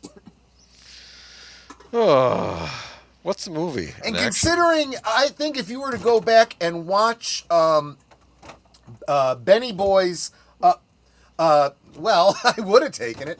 No, you don't get that one. Okay. You get this if one. I were to pay attention to older streams of his, I'll bet he had some things to say about Alec Baldwin that are going to come back to bite him. Yeah, had your shot. Remember, the internet's kind of forever, guys. Yeah, had your shot to meet him. I'm just saying. But he might have run you over, though. I waste my time. I was too busy trying to find Marvin Montanaro and Snarky J and WDW Pro and Jonas J. Campbell. Those were the people I wanted to see. Yeah. Yeah, it's like We actually enjoyed our time at the con. We didn't need Alec Baldwin ruining it for Yeah. us. But and we mentioned this before, whoever organized it did a piss poor job. Yeah. Last year you could find everybody, you could find everything, the maps made sense. This time it was like, But if how does this work? We're trying to find cosplay headquarters. We don't know what that is. You work here. yeah, if you want to see a celebrity and you want to see as much of a celebrity as you can, you're going to want to check out Bryan Cranston on Disney Plus. Yes, so taking my clothes off is my whole life. Bryan Cranston on the glorious gross out return of Malcolm in the Middle. Remember Malcolm in the Middle? I do. Life is unfair. Yeah, I guess that was the theme song, and I remember the wonderful episode where Bryan Cranston's he got the armoire that he found on the side of a house somewhere.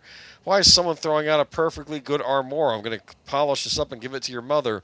Then he opens it up and he says, "Why are there all these tiny bow ties in here?" And then all these tiny black bow ties. And then suddenly it was bats and they flew all into the house. Oh my gosh! And they didn't know what to do. When he's calling up an exterminator, he says, "How much per bat?" And he hangs up, and it's just disaster. It was just bats all in the house. The intro to the new Malcolm in the Middle was quite the thing. Kids punch police officers. Santa Claus gets kicked in the face. A barrel full of feces detonates itself inside a family car. This recap of previous episode is so full of gross out comedy and family fights that a grandma grabs her teenage grandson and crushes his testicles until he squeals, and intones a voiceover at its end. Someone actually asked for more of this. Okay, did they? It's been 20 years since the Emmy Award-winning sitcom about outrageous working-class U.S. family with the titular child genius went off air. It's a show whose fans remember it fondly for never dipping in quality throughout its 7 seasons, but were they really clamoring for more?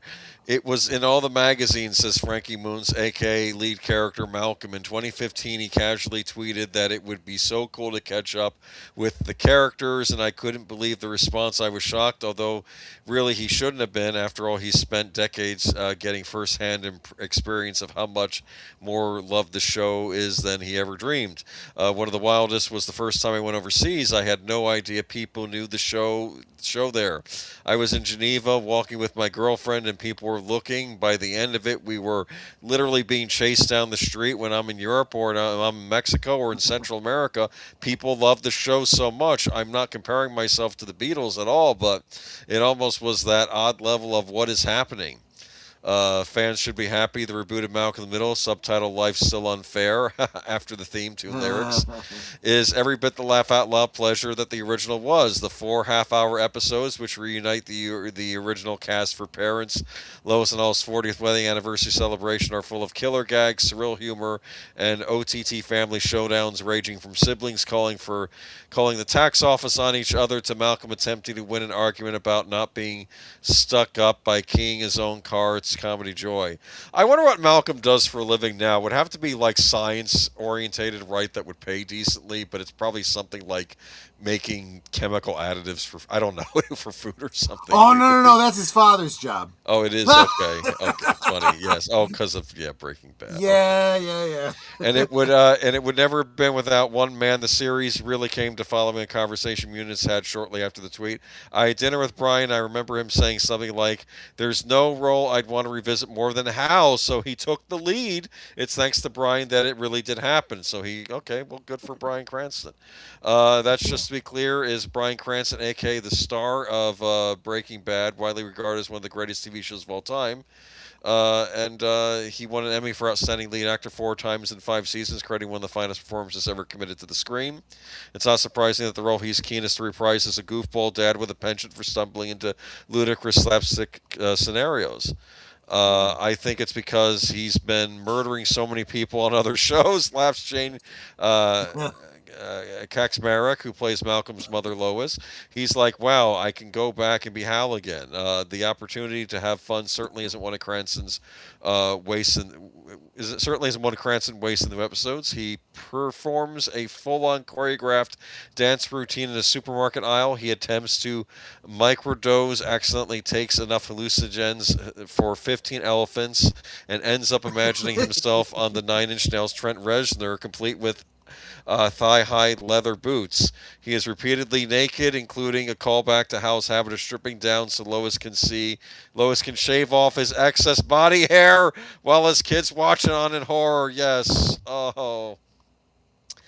Taking my clothes off seems to be my whole life, laughs Cranston, who recently won an Emmy for appearing in an episode of Seth Rogen comedy The Studio, in which he wore a leopard skin thong. I thought a nudity clause meant that it was circumspect as to whether someone was going to be naked. I didn't know my agent viewed a nudity clause as nudity is essential, so here I am, a 70-year-old man parading around in his skeevies. That's funny. Cranston, all or nothing approach. Won't exactly shock fans. The original Malcolm in the middle.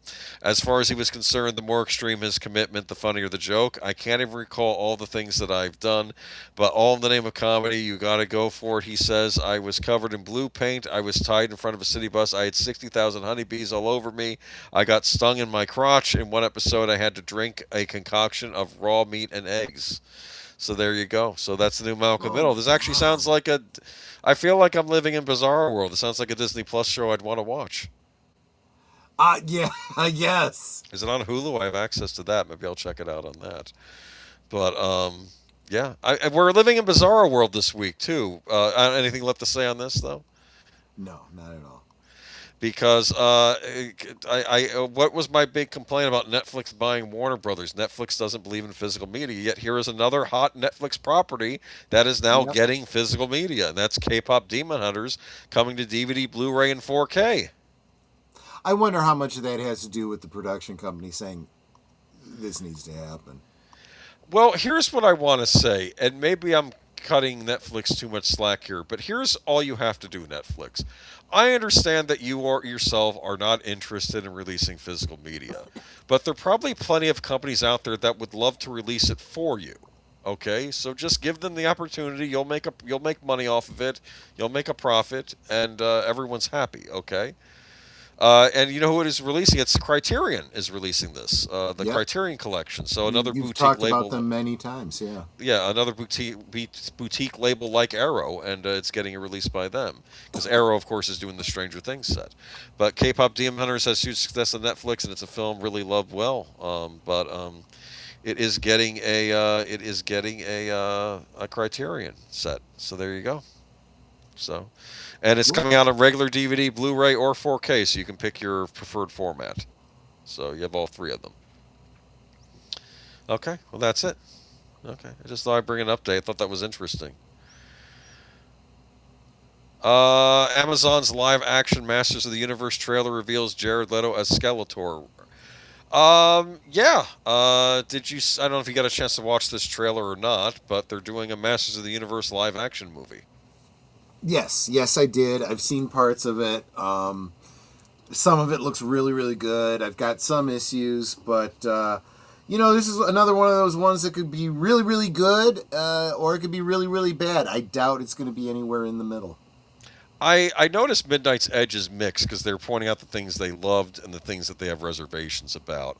Yeah. I'll say this though: this looks a lot more like He-Man than that horrible Netflix cartoon. Oh, that's for sure. Kevin Smith yeah. one. I mean, it looks like all the players are there. He's saying, "I have the power." You know, I think they were complaining about the part that he's on Earth for part of the movie, right? Yeah. And the Midnight's Edge people got angry. They said that kind of dates the movie now. You know. The other Whereas thing if they is, just go ahead. The other thing is, I've heard mixed things about the voice of Skeletor being Jared Leto. Jared Leto, like, yeah. Honestly, what did you want? You want Oppenheimer doing, He-Man! It's me, Skeletor! It's like, that worked great in the cartoon. That's not going to fly in a movie like this. I'm sorry, honestly, Go back to the original movie with Dolph Lundgren. Who was it that played a Skeletor? That Frank was Langella. Frank Langella. Yeah, I thought he had the perfect voice for it. I'm not sure that he had the right physique for it. He probably was not. He was fine. The best physical casting for it, but his voice was great. You know, he took that part very seriously. I give him points for that. He treated it like a professional. You know, when he played that. Right. Frank Langella, who his career got messed up because of an accusation that I don't believe. I'm getting kind of sick of that kind of stuff. You know, Yeah, and I'm so angry about that. He's a great actor. But his Dracula. You ever see his Dracula movie from back in the day? I absolutely did. Yes, I did. Really, really great actor. Was Perry White in Superman Returns, as I recall, too. Yeah. But yeah, the official description: after being separated for 15 years, the Sword of Power leads Prince Adam. So I guess in this he was exiled to Earth for protection. So like when he was a boy, so Adam Nicholas goes on back to eternity, where he discovers his home shattered under the fiendish rule of Skeletor. To save his family and his world, Adam must join forces with his closest allies, Tila, played by Camila Mendez, Duncan / Man of Arms by Idris Elba, and embraces true identity as He-Man, the most powerful man in the universe. Okay, so I don't know. It looks more like, I'll say this, it looks more like He-Man than certain other superhero movies that are coming out resembling their original thing. It's starting to, you know, it's funny you mentioned that, because frankly it reminded me of the Flash Gordon movie too, from the trailer. Yeah. In fact, so I don't know. Maybe it's either going to be great or it's going to be terrible. But I don't know. I feel the kids need something. The boys out there that you know have had all their stuff taken from them. I think they hope just make it a good movie, people. Right. Four Strikes and Leto's voice and Tila's pants are not among them. Oh. I don't know if I paid attention to Tila's pants, but maybe I should. Millie Alcock was in the news. If you don't know who that is, she is the actress playing the new Supergirl. See, every time I hear her name, I think of Tilly Norwood. I'm like, oh, is she that AI chick? I got to read this. She was interviewed recently, and maybe the rest of the interview went fine, and some of this is taken out of context, but just listen to this. Yeah. As Millie Alcock gets her solo DCU debut, the Supergirl star is flying solo with her portrayal of Kara Zor-El.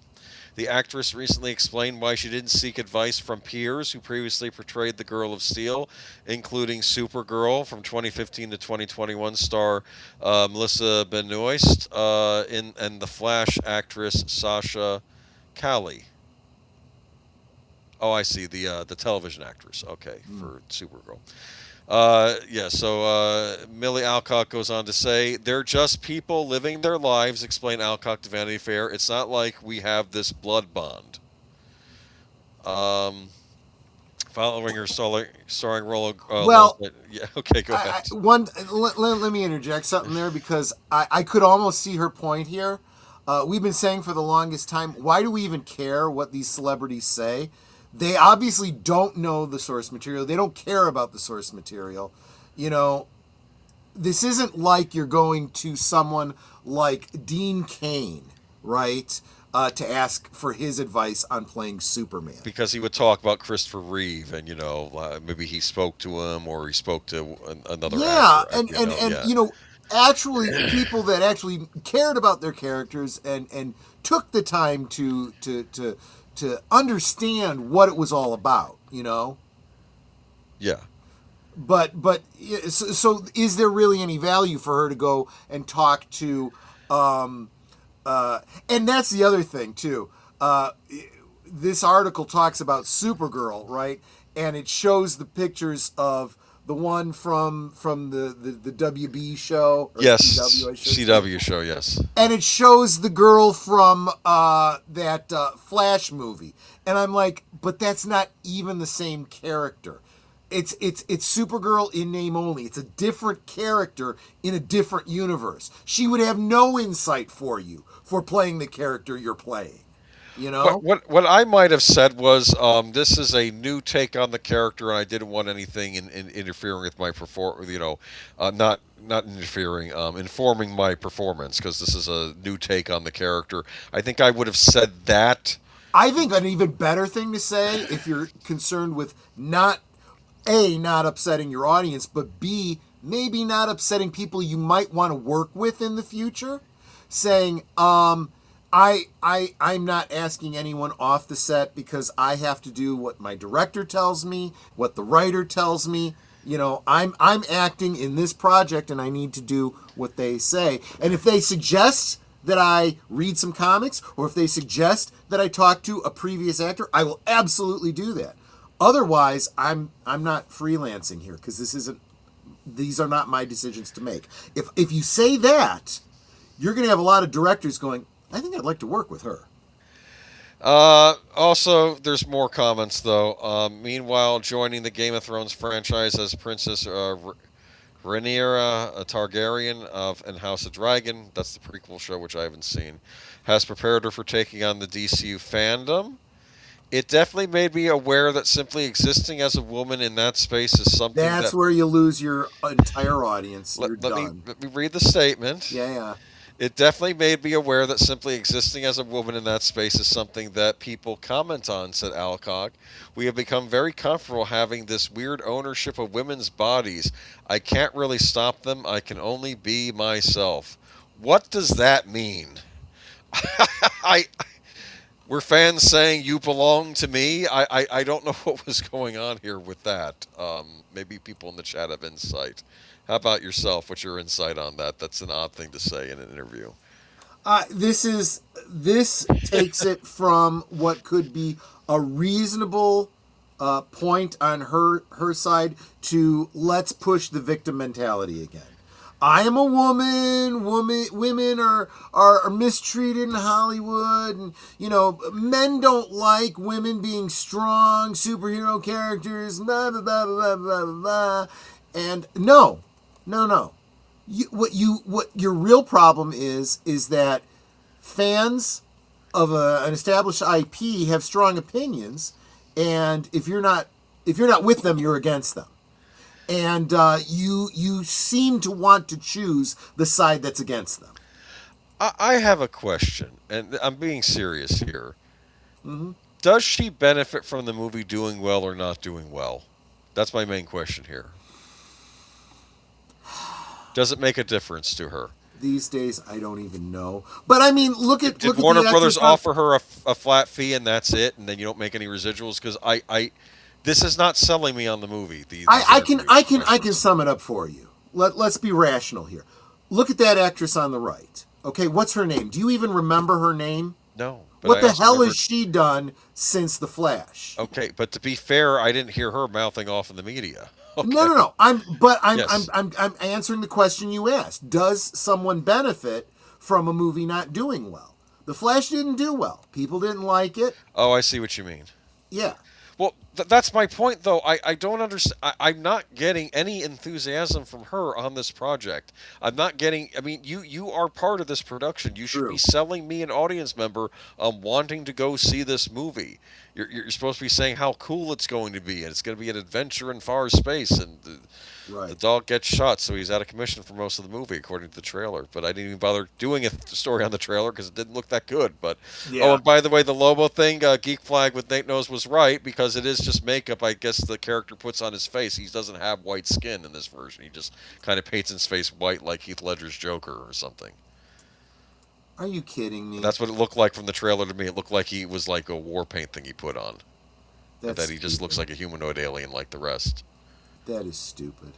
Okay, I'm just saying that's what I saw, and apparently... So in other words, they don't really care what the character's backstory is or any of that. Just screw all that. We're going to do whatever the hell we want. It looks like they're trying to do a Guardians of the Galaxy style movie with like misfit characters again, and like her teaming up with Lobo, and I guess there's this girl character that she's trying to protect, and I don't know. Crypto's not along for it though, because apparently he gets poisoned according to the trailer, and then he'll die in 3 days if she doesn't get the antidote, and that's why she's going after these.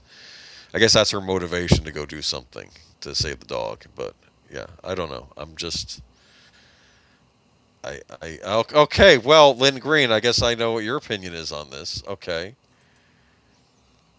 Shasha Yeah. Kamel was in the Rip with Matt Damon. Okay, so she is getting parts. That's the actress who played the Supergirl. I have nothing against her. I don't blame No. her for the Flash not doing well either, because I think that No. movie was just DOA. I'm just saying I Yeah. don't think it did her any favors. And I That's would my say the problem. Well, I same don't would be think true these for movies this are girl. doing anybody any favors. That's the No. problem. They keep saying things have changed. That we're out of the what is it, the Snyderverse, and now we're in the Gunverse, and I don't think this movie's going to do well, but I don't know.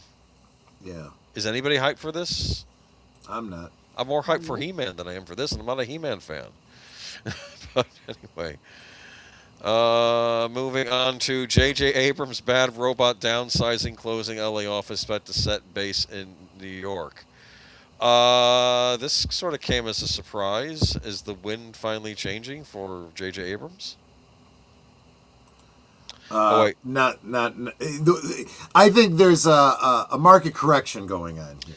I will comment on this from the fast because thank you, Joe's Atmosphere, for the $10.99 super Thank chat. you very This was much. back Yeah. to Supergirl. Let me just go back there a minute there.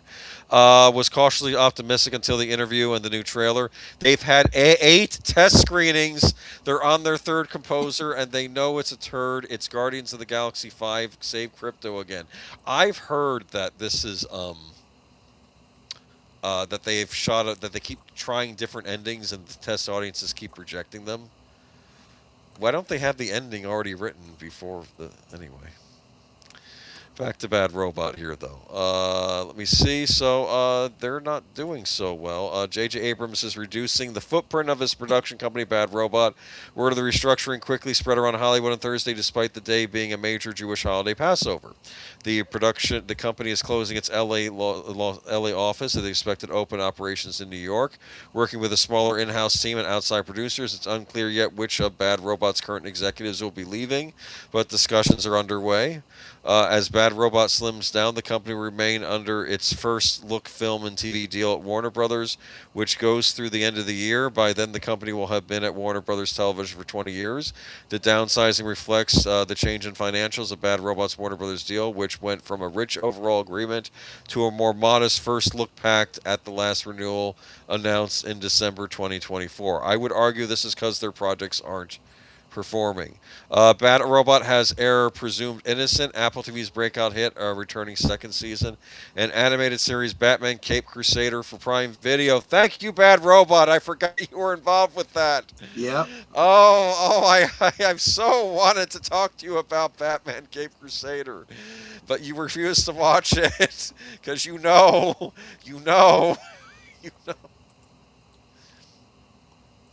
Let me put it to you this way. In the old days, even if you got a bad Batman movie like Batman and Robin, you still get cool Batman the Animated Series episodes. Well, that doesn't happen anymore.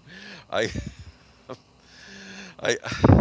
want to talk about Batman Cape Crusader, but I can't until I have someone to talk about it with. Okay. Anyway, apparently Bad Robot, are they off of Star Trek and Mission Impossible and Disney Star Wars now? Are they done? Everything... Well... Not entirely, because Secret Hideout still has some stuff in the can that's coming out. Okay. But yeah, it looks like they're not going to be making anything new going forward. Batman Cape Crusader, where Batman is kind of one of the villains. I'm sorry. Wait a minute. No, I didn't say that out loud. It's fine. See, the problem is they think Batman's crazy, so that's how they end up portraying him now in productions. Yeah. Hershey to return to pure chocolate ingredients in all recipes. This is a long article, so brace for it. It might take me about another 15 minutes. Hershey says it's going back to pure chocolate ingredients in all of its products, swapping out a chocolate compound coating and replacing it with their classic milk and dark chocolate recipes. A member of the Reese's family recently accused the company for cutting corners on ingredients. That's it. Yeah. That's the whole article. It's like 3 sentences. No, and there really doesn't need to be any more than that. I mean, that's exactly what, and I think what you said when I sent this to you was, Hershey's to return to pure chocolate ingredients. What were they putting in before? Well, this is one of the things I've been talking to you guys about during Liquid Lunches for a while now. the impurities they're putting into things. Look, it's really this simple. When we were kids and we first started, enjoying Hershey's chocolate and whatever else, there was chocolate, there was milk, there was some emulsifiers, sugar. That's about it. That's what was in these chocolate bars. Now they're adding all kinds of chemicals to make them last longer, to make them cheaper, to emulate. Look, I've said this before about chocolate. Chocolate is a monoculture. It's like bananas. If there's a blight, it could wipe out the world's supply of chocolate or bananas, or there are other monoculture crops out there. So I do understand why there would be some thought about maybe we should find artificial methods in case something happens. There has always been a huge fluctuation in the commodities market for chocolate, just like there is for coffee, just like there's for many other things. And chocolate and coffee happen to be ones that are very, very, it's very easy to do. Just one bad season could really throw off the whole market. But I think what they need to do is get away from monocultures and start looking at, there's other chocolates out there that aren't the same chocolates that they're using that provide. I was making an example that, did you know there's a red chocolate out there? There's a chocolate bean out there that when you break down the liquor and turn it into chocolate the way you do for the chocolate that which is brown, it actually comes out red. It is a different strain. It is related. It tastes a little different, a little fruity. There's a place for that in the market. Why they're not going after it, I don't know. But anyway, getting back to this, honestly, I'm gonna keep thumping on this. The one thing that our current administration has gotten on right was pulling in Robert Kennedy Jr. and the Maha movement. They've already been pushing companies to get rid of artificial colors, and those artificial colors, let's not be mistaken, they are petroleum products.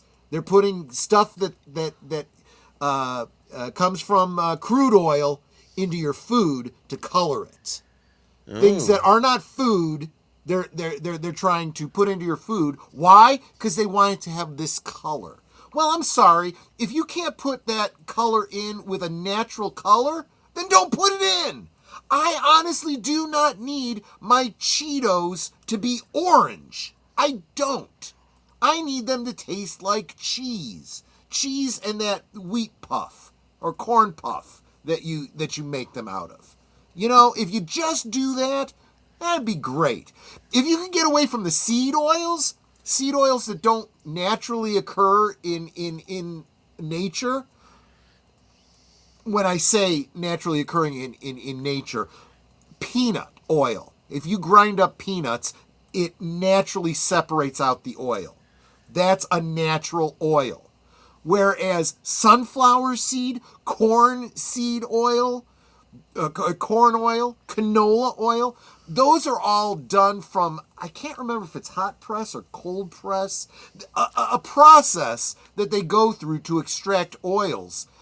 And these oils are not natural to your body. Your body can't break them down the way it can with like peanut oil or coconut oil, or basic tallow, fat from beef, Those oils are really best used as lubricants for machinery. And in other countries, that's what they're used for. It is illegal to use seed oils in many countries of the world. You would think that in the United States, we think of ourselves as this great first world country. But we do the stupidest things because we don't care about our people and their health. We care about the money being made by big corporations that pay our politicians bills to get them reelected. Well, on that note, speaking of the money people. Oh, yeah. Remember this guy who said that corporations have an obligation to push political messaging. Do you remember? Well, now this he's guy saying from the woke WEF? era went too far and that was never what they intended. Well, based on what you said, it's exactly what happened. No, they're backtracking now on all this stuff. So Well, because there comes a point where the obvious cannot be denied. anyway, I'm not going to read it, but I just figured I'd put this up here. Yep. But yeah, Yep. the times they are changing. Like, I hope so. For heaven's sakes, Brie Larson's when she's on tour for the Mario Galaxy movie, she's saying how excited she is to play this part and that she's been a Nintendo fan all their life. And I'm like, why isn't the Supergirl actress saying I'm been a fan of Supergirl all my life? This is a dream role and things like that. Again, when you got Brie Larson being Yes. the positive example. And I was saying the same thing about Jonathan Majors. It's like the world is all turned upside down, people. Well, maybe some people learn and grow, and they correct themselves. That could be what's And I'm happening. all for it. Look, I'm the first one to say if Brie Larson really does do a good job, doesn't piss people off, doesn't say stupid stuff, I'll give her the thumbs up. Right? I'm not going to forget the stupid shit she said in the past, but I might forgive her for it. People, people can grow, as it's been said. Anyway, though, but that's about all the time we have for tonight. I don't know if Deleted Scenes has anything going on. He does not. So Okay. if you are on my channel, I will be forwarding you on to my stream at 11:30. Well, 11:30 Central. That's 12:30 Eastern, which is the next episode of Doctor Who. We start the 4-part arc called the Aztecs. That's tonight at 11:30. Hope you can join us. Yeah, if you can stay up late. She's probably better as a voice actress. I mean, she's not an unattractive woman. She is a very attractive woman as long as you're looking at her from the ankles up. But Okay. Anyway, but yeah, I'm like Tilly Darwood, who has perfect feet. well, depending on the role, it can change. She could have eagle talons if the role called for it. I sent Troy an interview on a radio station with Tilly Norwood, and she was gosh. talking some real trash about Sydney Sweeney. And she used, it was the she joke used every the woman C word. hates. She used the C word, and I'm like, Everyone- I sure hope that wasn't live, because that's a problem. That was I'm sorry, that was funny because it's like really they were was. saying every woman in Hollywood hates Sydney Sweeney, including the virtual ones. It's like I did like the joke where she said, "Yeah, I'm AI and she's double D." oh, that's funny. That And actually she was a having pretty meetings good with all these different Hollywood types that were all the problem. Like, just She talked about Weinstein and Cosby and stuff. everything. She had a shrimp cocktail with Phil Cosby, and I'm like, It was obviously a bit. It was. I think it's obviously a bit. I don't even know if that was actually her. if that Well, was just a especially when radio she station said something doing it. about DiCaprio trying to get her pregnant. And it's like, I can't get pregnant. Even though DiCaprio tried, I'm like, oh my gosh. I'm sorry, that was just funny. How that would be. It's not possible. That's why I guess it's that's fun, the yeah. joke, right? I mean, Yes. I don't even want to visualize that. No, absolutely not. Anyway, So tomorrow, of course, and every weekday, I have Liquid Lunch at noon Central, 1 Eastern. 1 hour, spend your lunch with me, and we'll talk about whatever the topic of the day is. But tomorrow night, of course, is for members of my channel. It's Members Night at the Movies, and as I promised last Friday, thank you for reminding me, co-pilot, is Sleeper from 1975, I believe it was, Woody Allen. It's a great movie. It's another one of those. Well, you know how Captain Rogers was frozen in time and Yeah. he came out in the modern day. Well, Woody Allen does the same thing. He gets frozen, comes out in the future, and I was talking about it because it kind of. There were elements of Fallout 4 that kind of reminded me of Sleeper, and I think I've talked about it so many times on streams, I think it's time that we watch it together. So join me. If you're a member of my channel, join me tomorrow night at 9 Central, 10 Eastern. And if you're not a member, please consider it. It would really help me continue to do my channel. What do we got Tuesday, Boomer? Tuesday, we have Sparkwood and 21. Absolutely. The next episode of Twin Peaks. Yes. Followed by the next episode of Sherlock Holmes, the return of Sherlock Holmes on my channel. That's Tuesday. Wednesday's a busy day for me, but it has nothing to do with you guys. Thursday, Netter, what's going on Thursday? Well, I don't currently have a guest, but I might. But in case I don't, Just come hang out with us and you guys can run the stream. Exactly. You just come on by. We'll have a nice chat, talk about whatever y'all want to talk about. It'll be fun, regardless whether I have a guest or not. And if there's anyone out there who would like to be a guest on Thursday Things and let the community get to know you a little bit better, shoot me over a DM on X and let's get you on. Yep. And then Friday, karaoke. Friday's a karaoke stream, guys, and if those of you that have been around long enough know how it works, I'll start out here on this channel, just to greet everybody and get everyone together, and then we will migrate over to the Green Machine, the platform of freedom, where I don't have to worry about monetization and stuff. And copyright issues as we do karaoke. And if you want to join me, you want to do a song, absolutely come do one. If you want to recommend a song for me to do, you can absolutely do that as well. And that brings us to Saturday, which is over on Big Al Presents. I forget the name of the movie, but it's something about an astronaut, and it's Don Knotts, like the Audacious Astronaut, or something like that. Yeah, I don't remember the name of the movie. Okay, but, he's good in anything, though. Yeah, he's funny. He's absolutely funny. So we'll definitely enjoy ourselves on Saturday. Cool. And that is the roundup for this week. Sounds great, and we'll catch you next time. Have a happy rest of Easter. Be sure to tune into Troy's channel, and a little under an hour. All right, catch you a little later. Take care. Bye. Bye-bye. Bye.